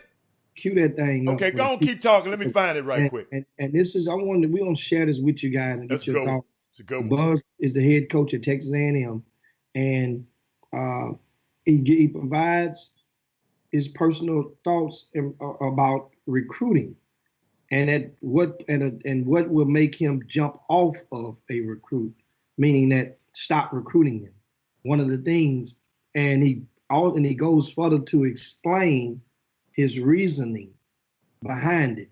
And that's what I tell a lot of times. I explain to you guys, once you get understanding of where a person is coming from, that don't mean you got to agree with them. That don't mean you got to align yourself with them. That don't mean they bad people. But now, some people can say stuff and you say, oh, now I see why. I see, you know what? Now that guy, Buzz, during the conversation, he also mentions that he don't have an agent. Mm-hmm. He's one of the few head coaches that writes his own contract. Write his own deal. But he done wrote enough of them. He done wrote enough of them. He done seen enough of them in his lifetime to understand that, I mean, that's not, I'm telling you, Jimmy, that's not as uncommon with a lot of agents anyway. It's not as uncommon. But he did say it. But hold up, I'm almost putting it up. But keep talking. I got I'm downloading it right now. And, keep talking. Yeah, and he's pulling that thing up now, guys. Of course, after we show you guys these clips. I found the schedule for the rest of the day for those coaches on basketballcoach.com. That is the website. And I mentioned going, Josh Jim, Pastner speaking there at 2 o'clock. For Schiller will provide offensive concepts from around the world. And at 4 p.m., Frank Martin, head coach at South Carolina, will talk offense. Those are the only 2 remaining today. And of course, Kenneth Gamble says he's surprised about the Jamal Bieniemy transfer. I thought Oklahoma was a great for him. I thought it was. I didn't see it official, so and Troy hadn't said anything about it. I didn't see it. It's official. Yeah. He's in the portal. Okay. I put that updated the links. And the thing is, with Jamal Bieniemy, people that were inside the loop, you can see it coming a mile away. It was he was not going back. Now, he was not going back. At some point, kids, how do you say it? At some point, you may see a kid on the team that like do what I call he checked out, and he had basically checked out. It wasn't fun for him. I didn't know that. Even though he was playing 30 some odd minutes per game, 30 minutes plus a game, but it wasn't fun for him at OU. Understand. I'm not saying it's going to happen, but don't be surprised if this young man ends up transferring to the same school where one of his former high school teammates, three of them from Katy Tompkins in the transfer portal. It's 3 of them from that state team that lost in the state championship game. 3 of them. And do not be surprised. You know, some guys would rather, if you're going to make the experience fun and play with their teammates. And I'm just curious, Jimmy. So you probably talked to Troy. I haven't. And Troy, you on? I just wanted to know why he didn't like. I mean, cause I thought he fit good in there. But Jimmy, you ready for Buzz? I got him queued up. Yeah, ready for Buzz, and that's hopefully maybe on Thursday, Jamal might want to come and share his take, being that you're 21 years old now. You know, so you can get. You know, I told the kid the other day, look, I'm not recruiting you anymore. I can't recruit you anymore because I feel in my soul that I'm having to twist your arm, and I'm beginning inside to become angry because I think you should have enough wisdom to realize that you should have already made a decision to come here because of the opportunity. So I'm not mad at you that you don't have that wisdom. But the best gift that I can give you is my belief in you. And if I have to twist your arm, then I feel like as the adult that I've kind of skipped a step. And when I get here and I'm coaching you really hard, you will realize that I twisted your arm and you're going to quit. And I don't function very well in that. You can look at the people I've hired. You can look at the people that I've signed, not at Texas A&M, collectively. I think there has to be some level of, I want to be there. I want to be there. I want to wake up early. I want to work. I want to try again. Let me try. And that's because of how I was raised. That's also because of how, and I don't mean this arrogantly, that's how I've progressed in the business. So I don't have an agent. I don't want an agent. I'll write my own contract. I don't want to do a commercial. I don't want somebody to give me a free suit. I don't want anything for free, because then I know that I've earned it. And I want our players to feel the same. And I want our coaches to feel the same.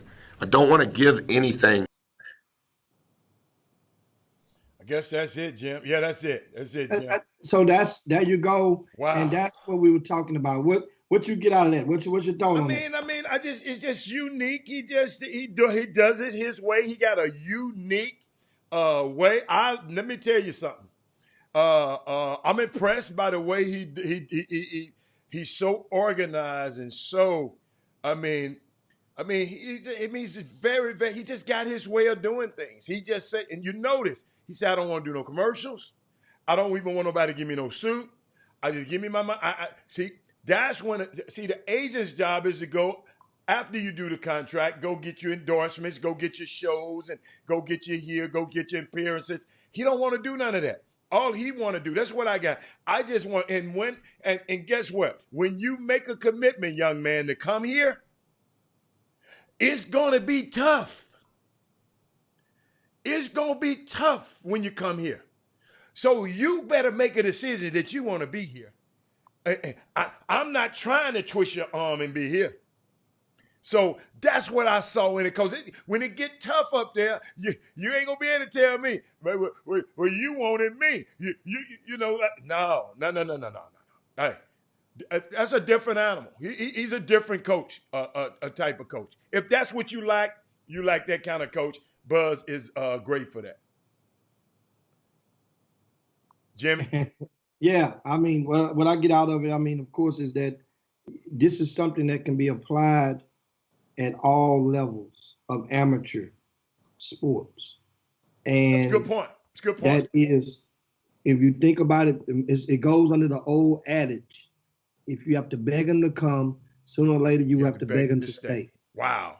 And this is one of the things that we're constantly seeing in specific, especially in basketball, youth basketball. When guys going and swapping here, swapping teams here, jumping teams there, jumping high schools there. Everybody has their own reasons. I understand that. Yeah. But you guys know what I'm talking about. If the shoe fit, then you can't quit. Put it like that. When it comes to this, and a lot of times, that's like offers. Mm-hmm. A lot of guys will solicit the offer. And then you solicit, I mean, you begging the college coach for an offer. He gives you the offer. Then you want the college coach to beg you to come to his school. Think about how that goes. Think about the level of tricking that's involved in that. Wait a minute, Jimmy. Just think about it. I mean, really just let it soak in. Say it again, Jimmy. Hey, Jimmy, do you remember Joy? What did he say about Joy? I remember the last one in Joy. Oh man. Somebody put up the Joy for me. Coach Tang. Because the last one is you. The last one is you. I mean, why you as in why? I think back on it. Gotta think back on it. We get it from Tang. And you know, I'm looking at it and that's why it's hidden. And because Buzz, what's happening is, understand, if you understand the dots and connect them or make an effort to connect the dots. Buzz has recruited in the state of Texas.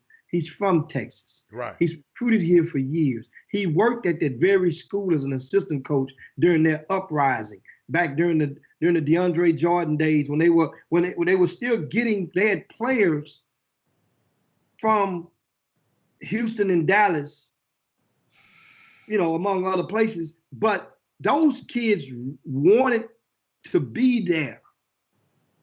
It wasn't like you're doing, it was a different atmosphere, which I understand is a different time, but we're only talking about 10 years, maybe 13 years, 14 years. And so him coming back to A&M, I understand they're in the SEC conference now, but we're not talking about that. You could see and feel through his words that he's like, wow, you know, now I got to twist your arm to make you come to Texas A&M. I got to twist your arm. You saying, understand what you're getting. You're getting footage against the LSUs, the Kentuckys, the Auburns. You're getting footage. Every one of those players are going to have, not to mention the Floridas and the Georgias had Anthony Edwards and all that stuff. And of course, Auburn just win on the prize. They have a hell of a recruiting class coming in this year, this season as well. A hell of a class, despite being under federal investigations and listed in the trial, and it's business as usual. But my point is, cheating as usual. I'm sorry. I said business as I usual. said cheating as usual, but keep going. And so, understand, a lot of the kids, a lot of the guys, the powers that be, create this. As Jerome Tang, we mentioned earlier, well, a lot of people want to go up thinking that the grass is green. I asked Jerome Tang, why is that? And Jerome Tang replied, because of a lot of people of influence and in amateur media. And in the media. Amateur media meaning media that covers amateur sports. So that's what I call them, amateur media. So that don't call them mean that degrading their classification. That's my personal term for media that primarily covers amateur sports. So, and Tang said it. He didn't even hesitate because people want the kids to believe it's green. Then there are a lot of other peoples that want the kids to believe that if they can go to a certain school, I see it all the time. If you pay attention and you're looking on social media posts, you will see guys saying this young man can help a Division I school. Well, why he can't help a D2? Why can't he help a NAIA? He can help a D1. It's a D1 out there. He's a D1 player. But then you get mad because you're labeling him yourself. If you say it long enough, it comes into fruition. It comes in, you're speaking into existence, or so to speak. But then you don't want, when it don't go down, then you say, well, man, we'll take any school. Hell, why didn't you say that first? You think you're too good for these particular schools. If one of these other schools asks you to recruit you, that's smaller, they may deem your level of recruiting right now, then you feel like you're doing that school a favor. Know what I tell those coaches all the time? I tell those coaches, if that kid makes you feel like he's doing you a favor, don't you take him. Unless your job is relaxed and you have nothing to lose and you are secure. Because that means you're going to end up being mad because guess who co-signed it? Because I'll be the one to co-sign it. I'm not co-signing that loan.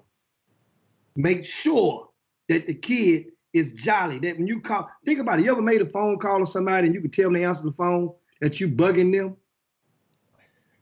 I don't usually make them kind of phone calls. Man, hey, hit me real quick, man. I ain't got but a minute. I ain't got but a couple seconds, man. What you got? I never call them back. So now, if you're in the car with that person, somebody else call, hey, what you doing? Nothing. Looking over that drive, I'm like, damn, he just told him he was busy. That's you can sense that. You can sense that. If you're bugging somebody, or if they are making you believe that they are in such a hurry that you got to hurry up and tell them what you want. I see what you're saying. Yeah. I see what you're saying. Wow. And so Angel, what's going on? Angel Verdejo's on there. He say, I hear what he's saying, but at the same time, let's not act like he would say that to a one and done recruit. His job is to get the best players and win games. Oh, yeah. As the truth, as the facts change, the truth change all the time. Absolutely. And that's the thing about it. Most of his players in this program ain't one and done recruits. Right. Most of them, yeah. Over his so career. he's talking about what he's had, the hand that he's having to play right now. Hey, man, look what Mr. Katie said, man. Mr. Katie, don't you start that stuff. No, Mr. Katie. Mr. Katie, don't start that mess. Down, man. Buzz is one of the more outspoken white head coaches. Not saying he's the only one. He's one of the more outspoken, meaning that if you're going to input equals output. If you're going to ask, he's going to give it to you. Jimmy, this from Mr. Katie. That's for Mr. Katie. And speaking of giving it to you, and how about Kyle Larson? He's the NASCAR driver. Yes. Who's now been fired. Yes, sir. This morning. Yes, so sir. He lost after saying that word. The N word. You don't have to say it on. Igor. Act like the word don't exist no more. It exists. They remind you every other week that word still exists, and they still know how to pronounce it. And then it comes around and Jimmy, and guess what? He's so used to saying it in NASCAR. That's the Good Old Boys Network. He's so used to saying it because 99.9% of his crew is happen to be white. And he done said that on them headsets in there before. And he was just, he was on a game, and he was on a game, on a NASCAR game, had his game, and what Jimmy, we got to give it. He said, they said Lawson was competing in an iRacing, internet racing event Sunday night when he appeared to lose communication with his spotter on the headset. During a check of his microphone, Lawson said, "You can't hear me?" And that was followed by the N-word. Other words, you can't hear me? What you call it? It's okay. Understand. And he issued an apology just wasn't that contrite to me. It wasn't. Man, go on, man. Well, my thing is that he said he was 27 years old. Michael Smith. I'm sorry, somebody asked how old he was. Kyle Lawson. I know he's a young. 27. And here's the thing. One of the things that I get out of, and I've just been that way, is easier for me to deal with white people that are more prone to speak their mind, because that way you know what side of the fence is. It makes it real simple. And that means your choices and your decisions aren't easy to calculate. Aren't hard to calculate. It's easy because that's why a lot of times guys, it's gonna be once a week. I always revert to life behind bars, and that's why if you watch any of the shows, and there's one on right now that's really really entertaining. That's the 50 Cent produced called For Life, and in that For Life, there's a character of an Aryan Nation gang, and then they have the Black Power gangs, whatever they don't get them by name, but they call those Aryans in there by their name. Well, you notice the relationship is easy, even though you know their beliefs. Black folk it's not often that they're clashing, squabbling on a daily basis with the Aryan Nation. The respect is going to be there. You know what side, you know what tables they going to eat at. They know where you going to eat at. They know what time you're going to it's the respect factor. Because now what you believe is two different things. It's the same when it comes to some Muslims that behind those walls. The respect factor is there. You know what they don't believe in, but they're not walking around there fighting with and wanting to jump on every Christian. They're not. They're trying to convert you, but hell, you're trying to convert them. But the respect factor is there. And that's when I look at the thing that a lot of it's easier. That's why one of the things about this thing over with, and I know it pisses a lot of us off to the core about this president, but boy, when you look back at it and you peel back the layers, he was a puppet at first, but at the same time, he ain't never stood shy of saying what's on his mind. Really, especially if you pinch him just a little bit. Who's you that? Even pinch him. That president. That president. At the end, he ain't never shied away from saying what's on his mind. You see him yesterday, see what he talked to the woman. Man, unbelievable. Just when you think that it can't get no worse, it's something else he does. But his sir, see. Let me explain my position right now, and y'all hear me on this one. I am not mad at him no more. Y'all heard me. I am not upset. I know what he is, and I know who he is. I knew who he was when I wouldn't even call his name. I used to call him the Orange Cheeto to keep from calling him his name. My problem is the people that voted for him and the people that support him. It's a lady came on TV, one of his surrogates on Fox, and Jimmy, this what came out of her mouth. Barack, after the beheading of Daniel somebody over in somewhere, after that beheading, Barack went and played golf. Jimmy Hicks. That man got beheaded in 2001, 2002. Barack was a senator then. No, Jimmy, you ain't heard what I said. One of his surrogates got on, I got it in my notes. She got on the air and said, Barack be so busy playing golf when Daniel, I don't know his last name, got beheaded, Barack went off and played golf. And somebody said, hold on, mama. That man got beheaded in 2001, 2002, 2001. Barack was a senator then. How the hell he go? That was Bush. Jimmy, that's the problem that I have. His followers. It's a dude gonna call me. Y'all help me out there, Jimmy. See, you went there. I didn't want to go there, but why you pulling that up? My partner texted me last night. It's quick. It's quick. Little Rick says I'm more mad at Dr. Fauci right now after what he did yesterday. Do you guys understand what he did yesterday? Go ahead and pull that thing up. What he did yesterday. What Dr. Fauci do? Dude, he backpedaled in the middle of becoming like. We found a ray of hope in him and saying this is finally one of the few guys that'll stand there at that podium and buck the president. He came back and said, well, you know what? My word was, maybe that was a strong choice of words. But, you know, he backed up. Jim. Fauci won his job. Fauci was told, if you said when the president of the United States go like your hashtag, fire Jimmy, right? And Jimmy, you know how you told me when people like something or retweet something, what you say about that? When people like a comment, what you say he agree with it?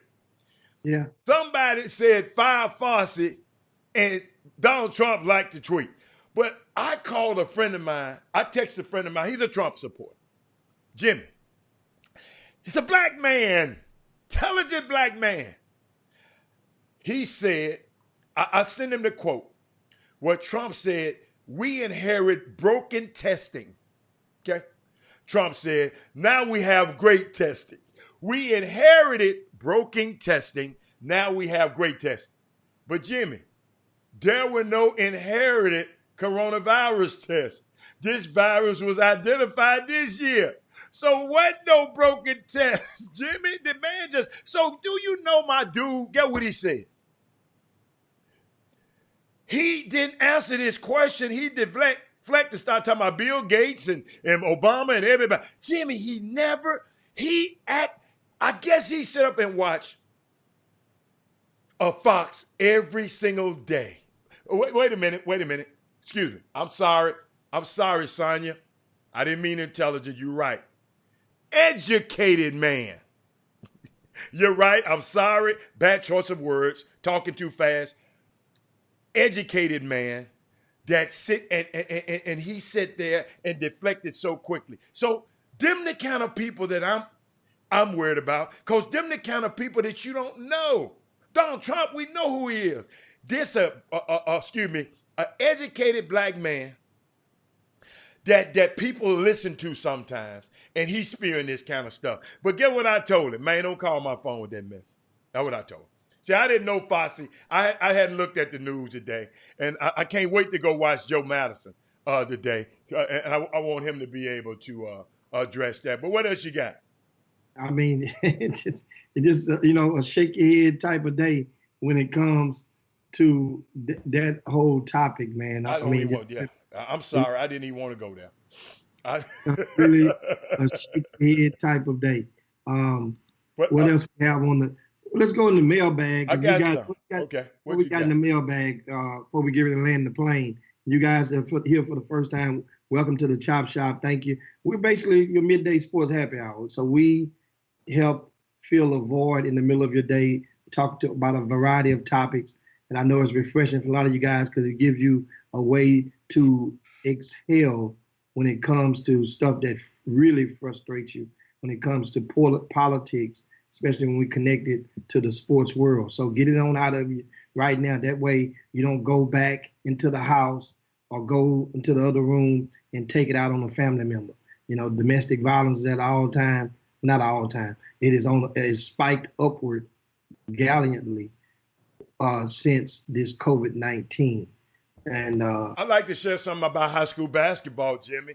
Imani Bate has won the Gatorade National Player of the Year. It's the first time a sophomore has ever won the award. mhm. Wow.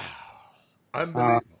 Unbelievable. Amani is he's from Michigan, guys, where he resides, and he's definitely a talented player. Um, you got to realize, I mean, Gatorade, that's really bold for them to give that award to a 10th grader based on the fact that his school was prohibited from playing outside of their state for the most part. Understand this now. So that means he didn't get to go and play in a lot of the national events. But why does that have to be a prerequisite? Some people And can't go out of state. But I am nowadays, glad Gatorade didn't fall for that nowadays. They said this the best player in our opinion. That's our best player. And guess what? And it's okay. I know you talking about the bureaucracy of the politics of you're going on the road and play against Mount Verde and all of that. No, Mount Verde. you don't necessarily have to play them. Hell, Sierra Canyon couldn't play Mount Verde. They was restricted. They are restricted from whom they can play, from being from California. But I'm saying that it's different. At least Sierra Canyon. I'm not saying nobody from Sierra Canyon definitely should have gotten it, but I'm saying at least they have the luxury of being able to travel across the country and play. They're not necessarily who they playing against. And Jimmy, first of all, Detroit is a basketball rich state. Okay, I mean Detroit, Michigan is a basketball rich state. Okay, traditionally, traditionally. And I'm just looking at it. You know, we can say it's Cade Cunningham like somebody. Cade Cunningham played on an all-star team. This young kid, we don't even know who else on his team up there. Sierra Canyon playing on an all-star team that LeBron and furnished everybody from all over the country to come play with his son. This little boy playing on his team, I don't know how many people. Who else on his team? All these other guys, like, somebody mentioning Cade. Nothing against Cade, but Cade's playing on an all-star team. They should beat up on everybody and look like the best. It looks better when you're playing against with the best. I mean, come on. The best can make me look good. So he said Cade should have won it. Yeah, but Cade on a loaded team. This kid is taking a team that we would have never heard about, and now everybody talking about this kid and this team. I mean, y'all, sometimes you have to give it credit to the young man that stayed in. He can't help it, the rules. That wasn't his fault, the rules are that way. He just beat everybody up there and beat everybody. And hold up. And guess what? Made the cover of Sports Illustrated, a la Michael Jordan. LeBron James. So think about it, y'all. That's all I'm saying. I'm just thinking about it, and I'm not, listen to me. I'm just looking at the facts. Why penalize a kid who can't come out the state? So hold on.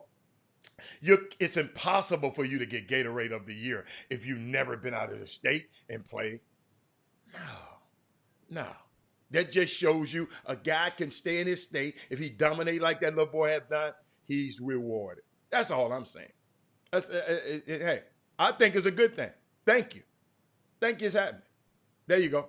Yeah, but at the same time, give me the case why a player like Cade Cunningham should not get it. I didn't say he didn't get it, shouldn't get it. I just gave you he playing on a stacked team. Still, there's been other guys that played on stack team that won this thing Okay, before. but guess what? Guess what? All I'm saying is thank God that the system it didn't get rigged this day. It went to the Jimmy. It's all right for the little guy to win sometimes. It's all right for the little guy to win. It's not set up I know y'all want the political things people to win. The political. He went to Montverde. He went to this. He's from Texas. He from what high school did Cade Cunningham went to here in Texas? What high school? He went to Arlington, one of the schools in Arlington. Okay. Did he take them as a sophomore? Or freshman, did he take them to the state or anything like that? I don't know because I'm just asking. He did not. Okay. No, he did not. Okay. That's not a prerequisite either. Okay. So what is the prerequisite? I'm not on the Gatorade committee. Okay. I'm not on the committee. I'm just saying in regard to normally if nobody else was there, then okay, and this kid's doing what he did this year. I know he scored 60 points one game. Had over 1,300 points in those 2 years as a freshman and a sophomore combined. But at the same time, you're sliding this guy to. That's basically saying what he did is not good. But then that same thing. Who's sliding? Who's sliding? Me? In other words, no, the committee. Okay. In other words, you're saying so when Ben Simmons played at this same high school with the same stacked team who many have claimed was one of the best teams ever, one of the best 3 to 4 year runs in modern day history of basketball, he was good enough to win it. But guess what? He didn't have a phenom that was on the cover of Sports Illustrated that he was dealing with, who a lot of people in the sports industry say he's the best player regarding of class. Ben Simmons didn't go up against no guy like that, Jimmy. Cade just came at the wrong year. This a juggernaut. This dude here is projected to be, wow. Wait a minute. Did Cade make cover of Sports Illustrated this year? And nothing against Cade. Listen, Cannon, his brother, I happened to meet him. He's going to Oklahoma State with African-American coach. I love Cade Cunningham. Let's get this straight, Dallas. I love it. But I'm just giving you another way to look at it. I'm a guy that always going to look at the thing a little bit different. They picked the kid because he was, thank you. I mean, I don't know their criteria, Jimmy, and that's a key thing. You always said, Robert, ask the question. I don't know nobody on the Gatorade committee. You know nobody on the committee? Do you know anybody on the committee? I don't know. Okay. I have never seeked out to ask who's on the Gatorade I got you. selection Jimmy, committee. I think it's a perfect storm. It's a unique situation. As the facts change, the truth change. I mean, it's a lot of things we can say about this. This young man is remarkable. It's more people in the United States know about Imani Bates than they do Cade Cunningham. It's people outside of basketball know who Imani Bates is, and the people don't know. And it's fine. I don't think they slighted Cade. I just think Cade went up against as a juggernaut. Jimmy, that's why I didn't feel, think about it. I didn't feel LJ Cryer was slighted. In the what's that, what you call it? The Gabby Lewis Award thing. I didn't feel, guess what? The perfect storm for Tremont Mark. It's a perfect storm. He beat him head to head, scored 40. The next game he scored 40. Perfect storm. Cade Cunningham is up against a perfect storm. This kid, you just said, scored 60. This kid, you wouldn't even know about, they call him Little Johnny or whoever he play on his team. And this guy has propelled base fundamentals who nobody knew about. Excuse me. They gave him a whole, Jimmy, they gave him a whole team. Nike gave his daddy a whole team. Did Nike give Cannon a team? No, he played with the Titans. So, yes, Jimmy, this is a different animal. That's all. I mean, you don't have to agree. This guy's a different animal. So I got a question. One of the things is just like the opinion of the perception and the opinion of the subject, and that is just like in Houston. What's more popular, the Houston Chronicle or the Guy V. Lewis Award?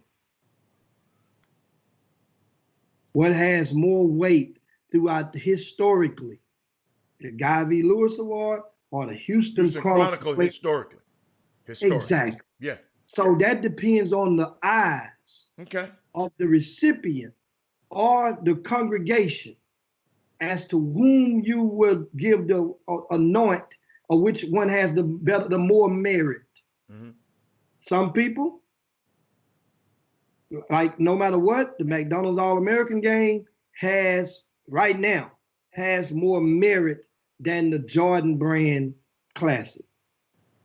Even though the Jordan Brand Classic, like night and day, if you go through the experience of going to both of them, as far as the culture.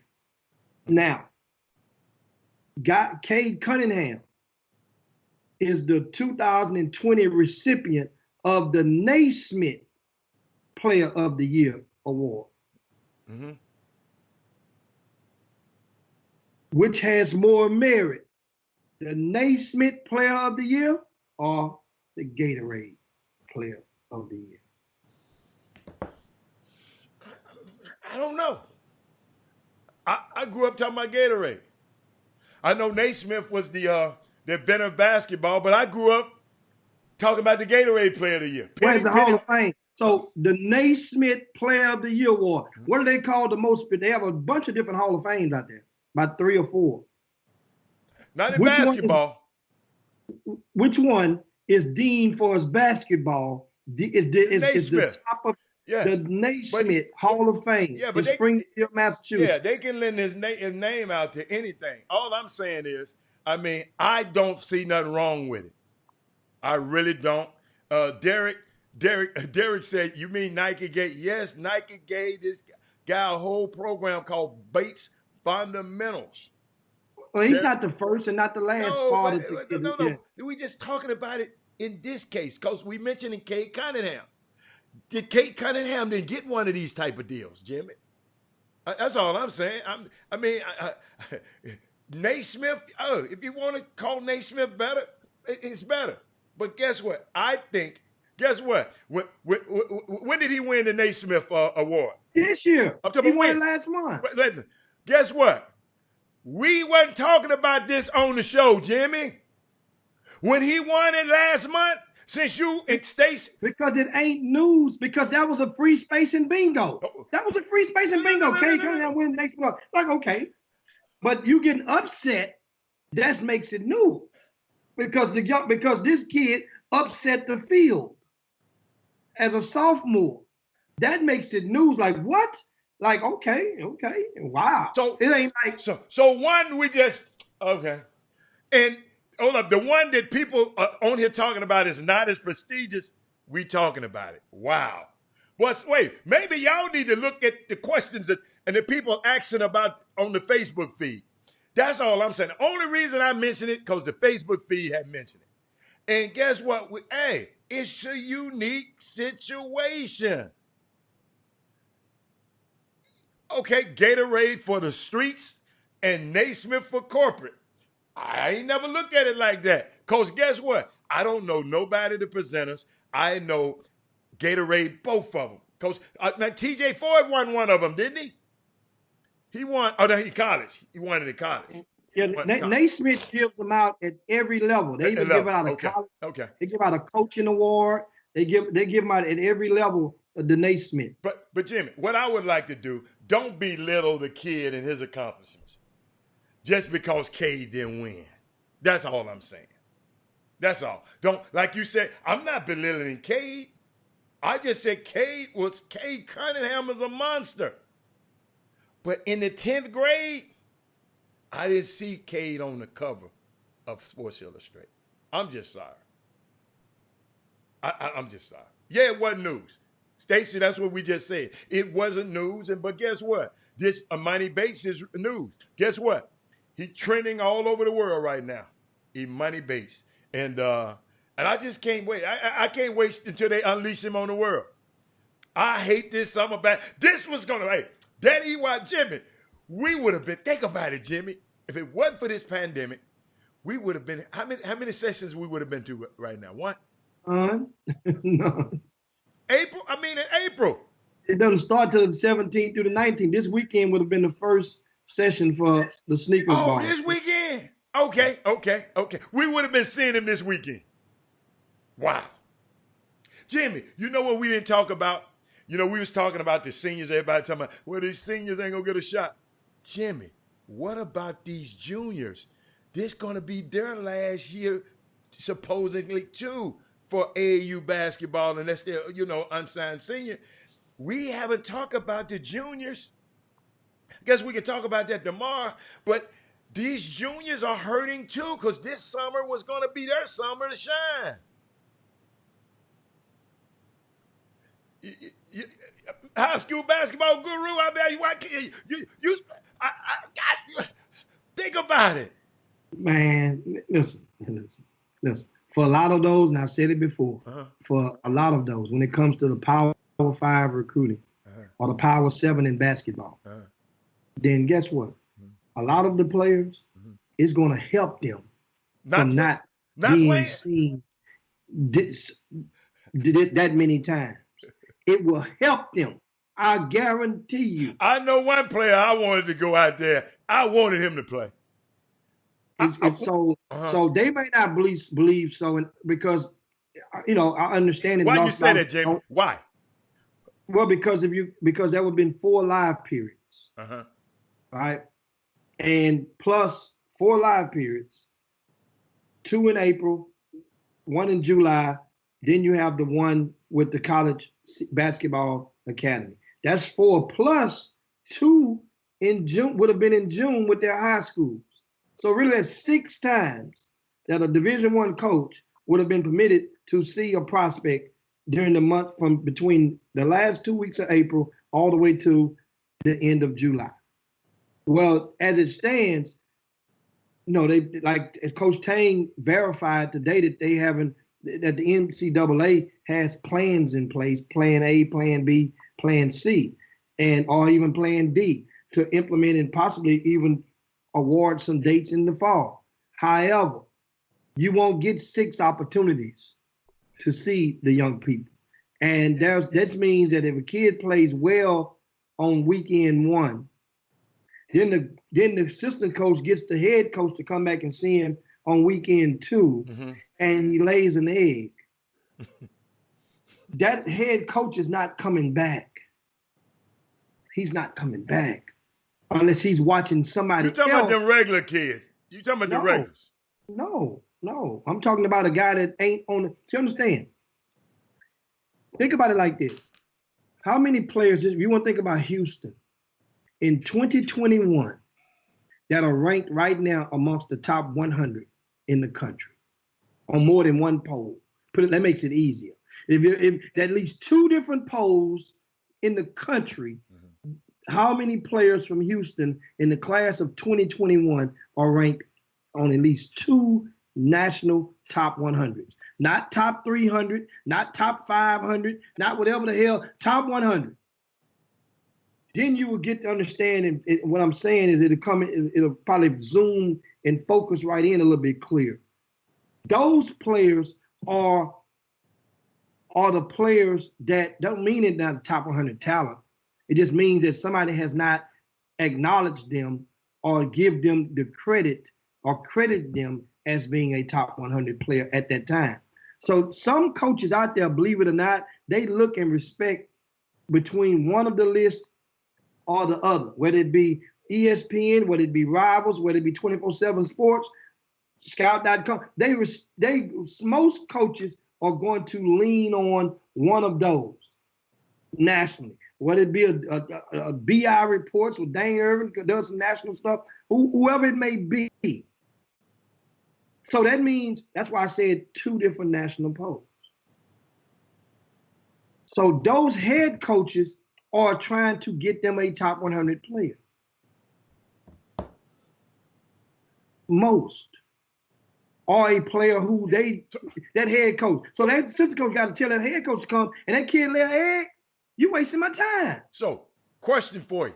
You didn't finish answering your question. You said how many answer the question for us. That you the house is it no kids? 0. So in 2021, we have no guys that ranked on 2 polls nationally. Not right now. Not right now. Not in Greater Houston. So that means those guys got a lot of work to do. Now they're Division I players, but they're going to understand. So that means now if they only shrink it down to 1 time to be seen, somebody gonna go out there and hit 3 threes in a row. Somebody can go out there and grab 12 rebounds in that game. Somebody gonna go out there and dunk on somebody and make a Josh Foreman could go and make a facial with somebody. And know what happens then? People are like, oh man, where does dude come from? Now they won't get to see him come back, because if you watch them play 3-4 times in a row, what's gonna probably happen? It'll be Charlestown versus Hightower. First round of the playoffs. That's what would happen. Because it did happen. Man, I can't believe you just did that, man. It happens. You can't take that away. So that means and guess what? Just like you just said a while ago, they didn't make the headlines. You know why? Because nobody was surprised. With a top 5, think about a top 5 player in the city goes up against. That's a good point. Another school with a younger 10th grader, we talking about 10th grader. Okay. And you end up scoring 6 points the whole game of elimination playoff game. I never thought about it like that. Nobody is surprised. Nobody said, what the hell happened? Think about that. Let that sit right there on the stove for a little while. Stacy asks, is Jarrell Colbert on Well, Jarrell, we didn't count Jarrell. Because he don't live here really. I didn't count him. Jarrell is, but Jarrell is the only one. I didn't count him, Stacy, because he's not on our watch. Yeah, not on our watch. Yeah. But if you want to put an asterisk by him, because technically his hometown is still Houston. Jimmy, I'll let you do that one, Jimmy. I'll let you, and I'll piggyback. Sonya Bill, boy, we in overtime. But look what Sonya said. Compare just sophomore sensation to sophomore and Griggs. Imani Bay. Right, let me tell you something. Right now, at the high school level, there's nothing that Bryce Griggs would ever be able to do to surpass this kid. No. He ain't said that, Jimmy. She said, compare the sensations.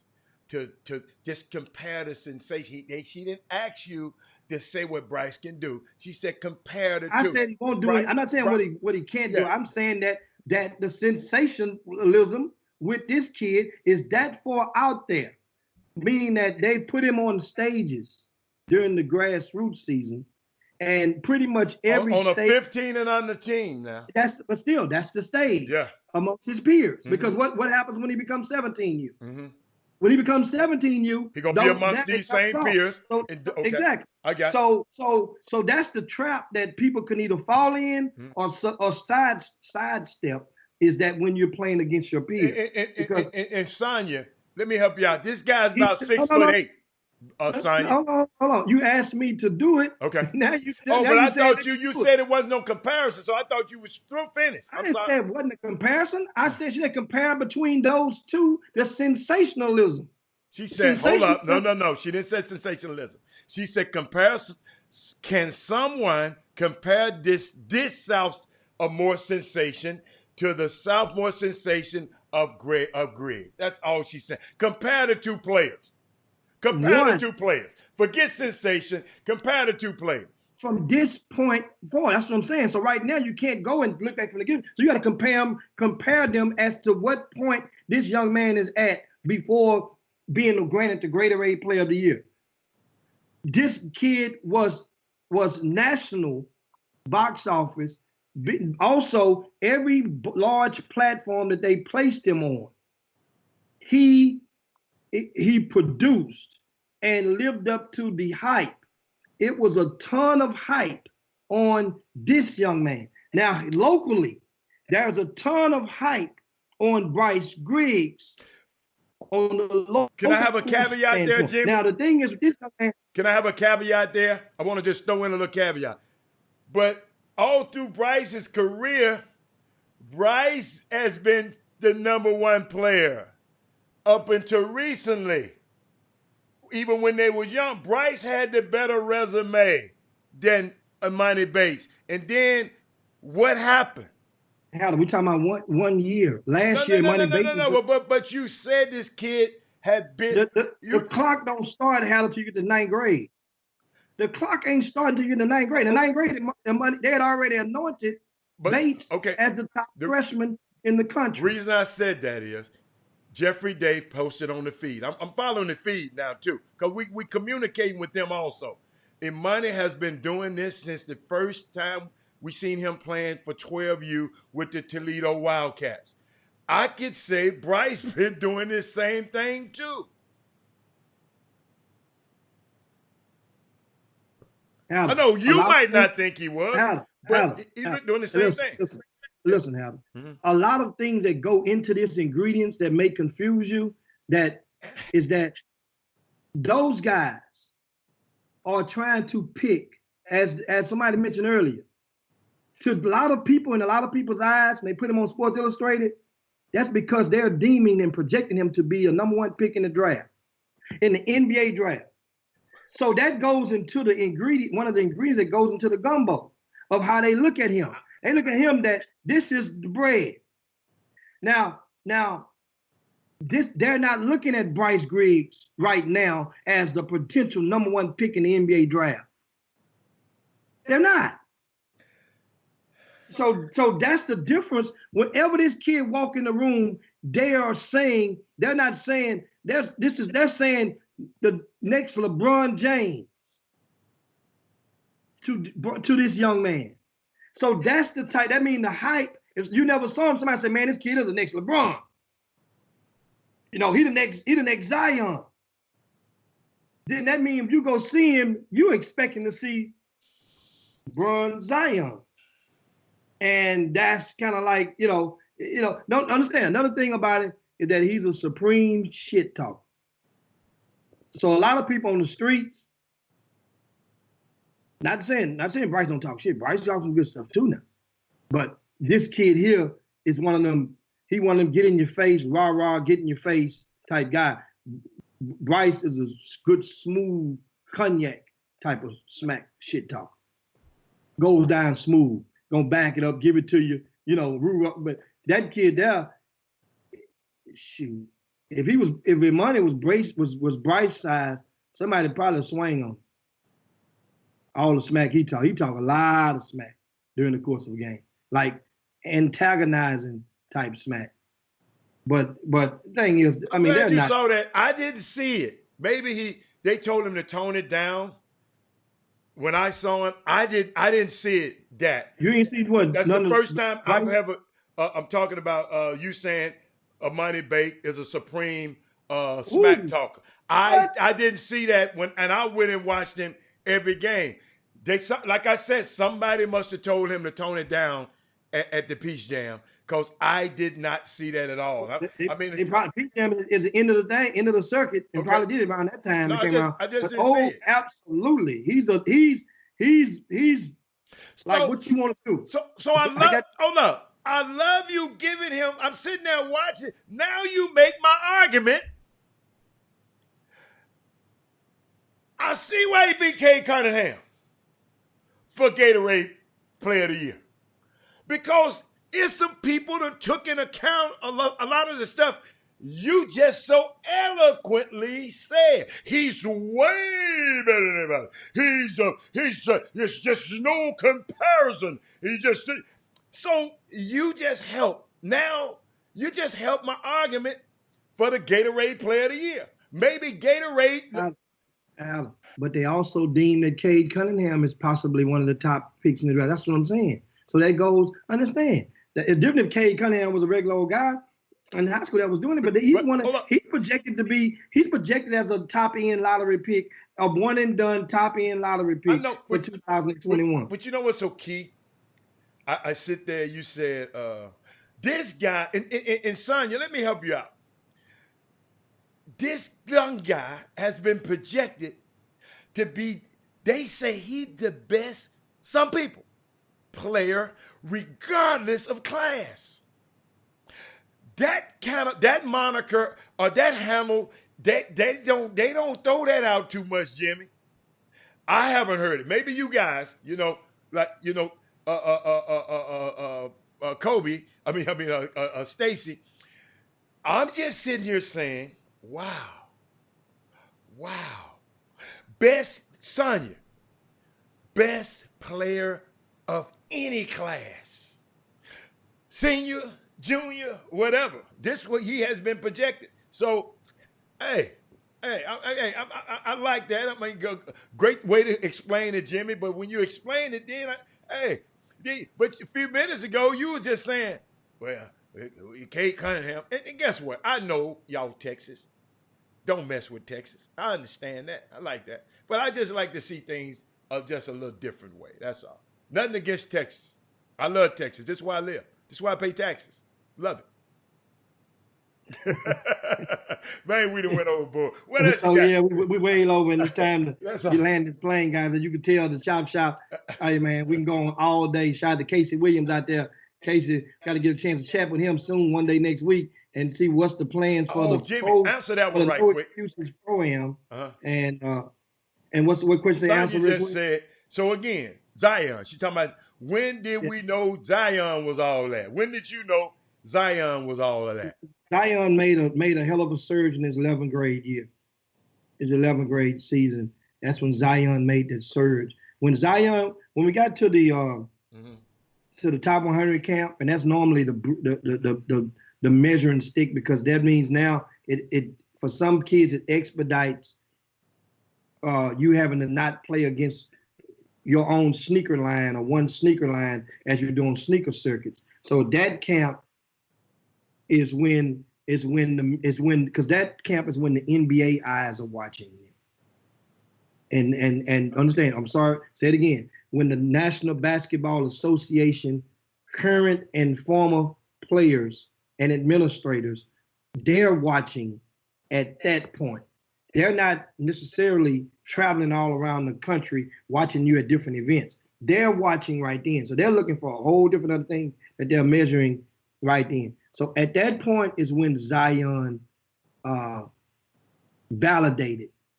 He was already validated to be there, but I'm talking about this like really, like then it was a matter of, okay, well, and it seemed like, okay, like a weightlifter. Okay, if he can lift this off his chest, let's see what he's going to do now. Then he goes and does this. Then they say, let's see what he does now. And meanwhile, Zion at that time, remember, social media had just made another lap around the track, and basketball kids of himself and Lil Ball, they had started to attract 1 million plus followers.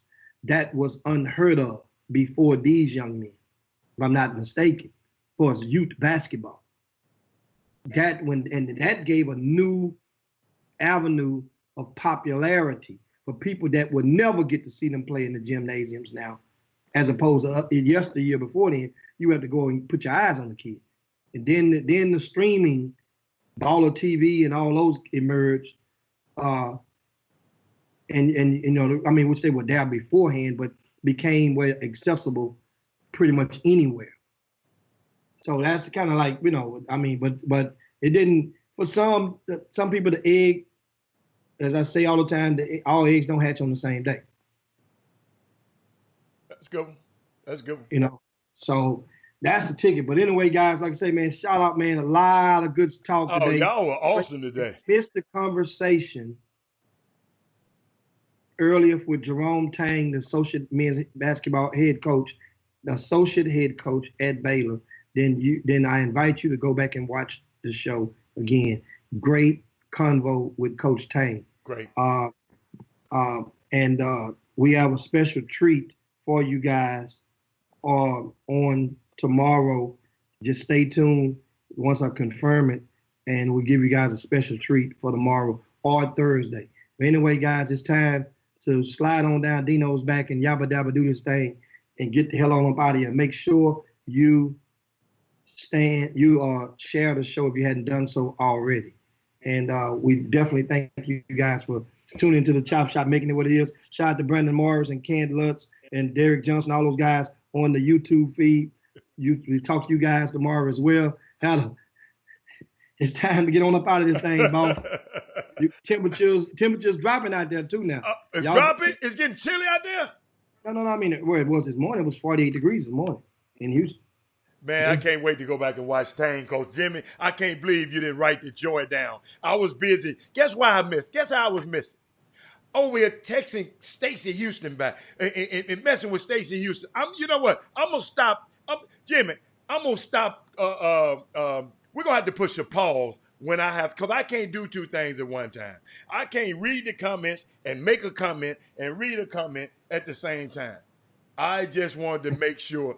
Look at Michael Jordan wanted me to bring Troy Mullins. I'm trying to get on the show. What you said we got tomorrow, Jimmy? We got a surprise. It's okay, time. Coach, you remember I'm trying to bring the pro golfer, Troy Mullins on, the ladies golfer, that Michael Jordan. Hey, Michael Jordan, I'm gonna tell your wife on you. You around here asking me to bring that thing, but Jimmy, yeah, we out, man. Let's get out of here. And if you want to know, of course, the joy from Coach Tang was Jesus, others, and yourself. That's what the joy stands for. That's what he says. That's what Baylor men's basketball. Thank you, Kerry Holmes. Well, then, hold up. I got to do something for Kerry Holmes right quick. Hold on. All right. It's funny. Ironically, Coach Tang had texted to him. I was reading off the text message. I didn't see Kerry Holmes.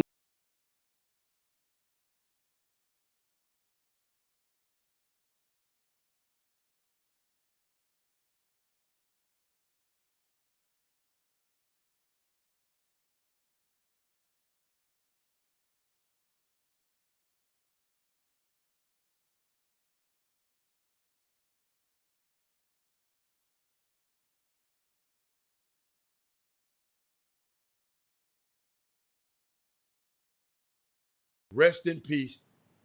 Karl Anthony Towns' mom passed away. So, moment of silence for her. Y'all put that family in your prayers. She died from complications, and they said COVID had something to do with it. So, rest in peace, Miss Towns. So now we can get out. We out of here, baby. Jim Hicks. Rob Hatter. You are now tuned in to the Chop Shop. I'm Retro. Let's get it. We in the Chop Shop. We live in the Chop Shop. We talk this sports talk. We live in the Chop Shop. We in the Chop Shop. I'm talking sports talk. So turn your dials up. It's live in the Chop Shop.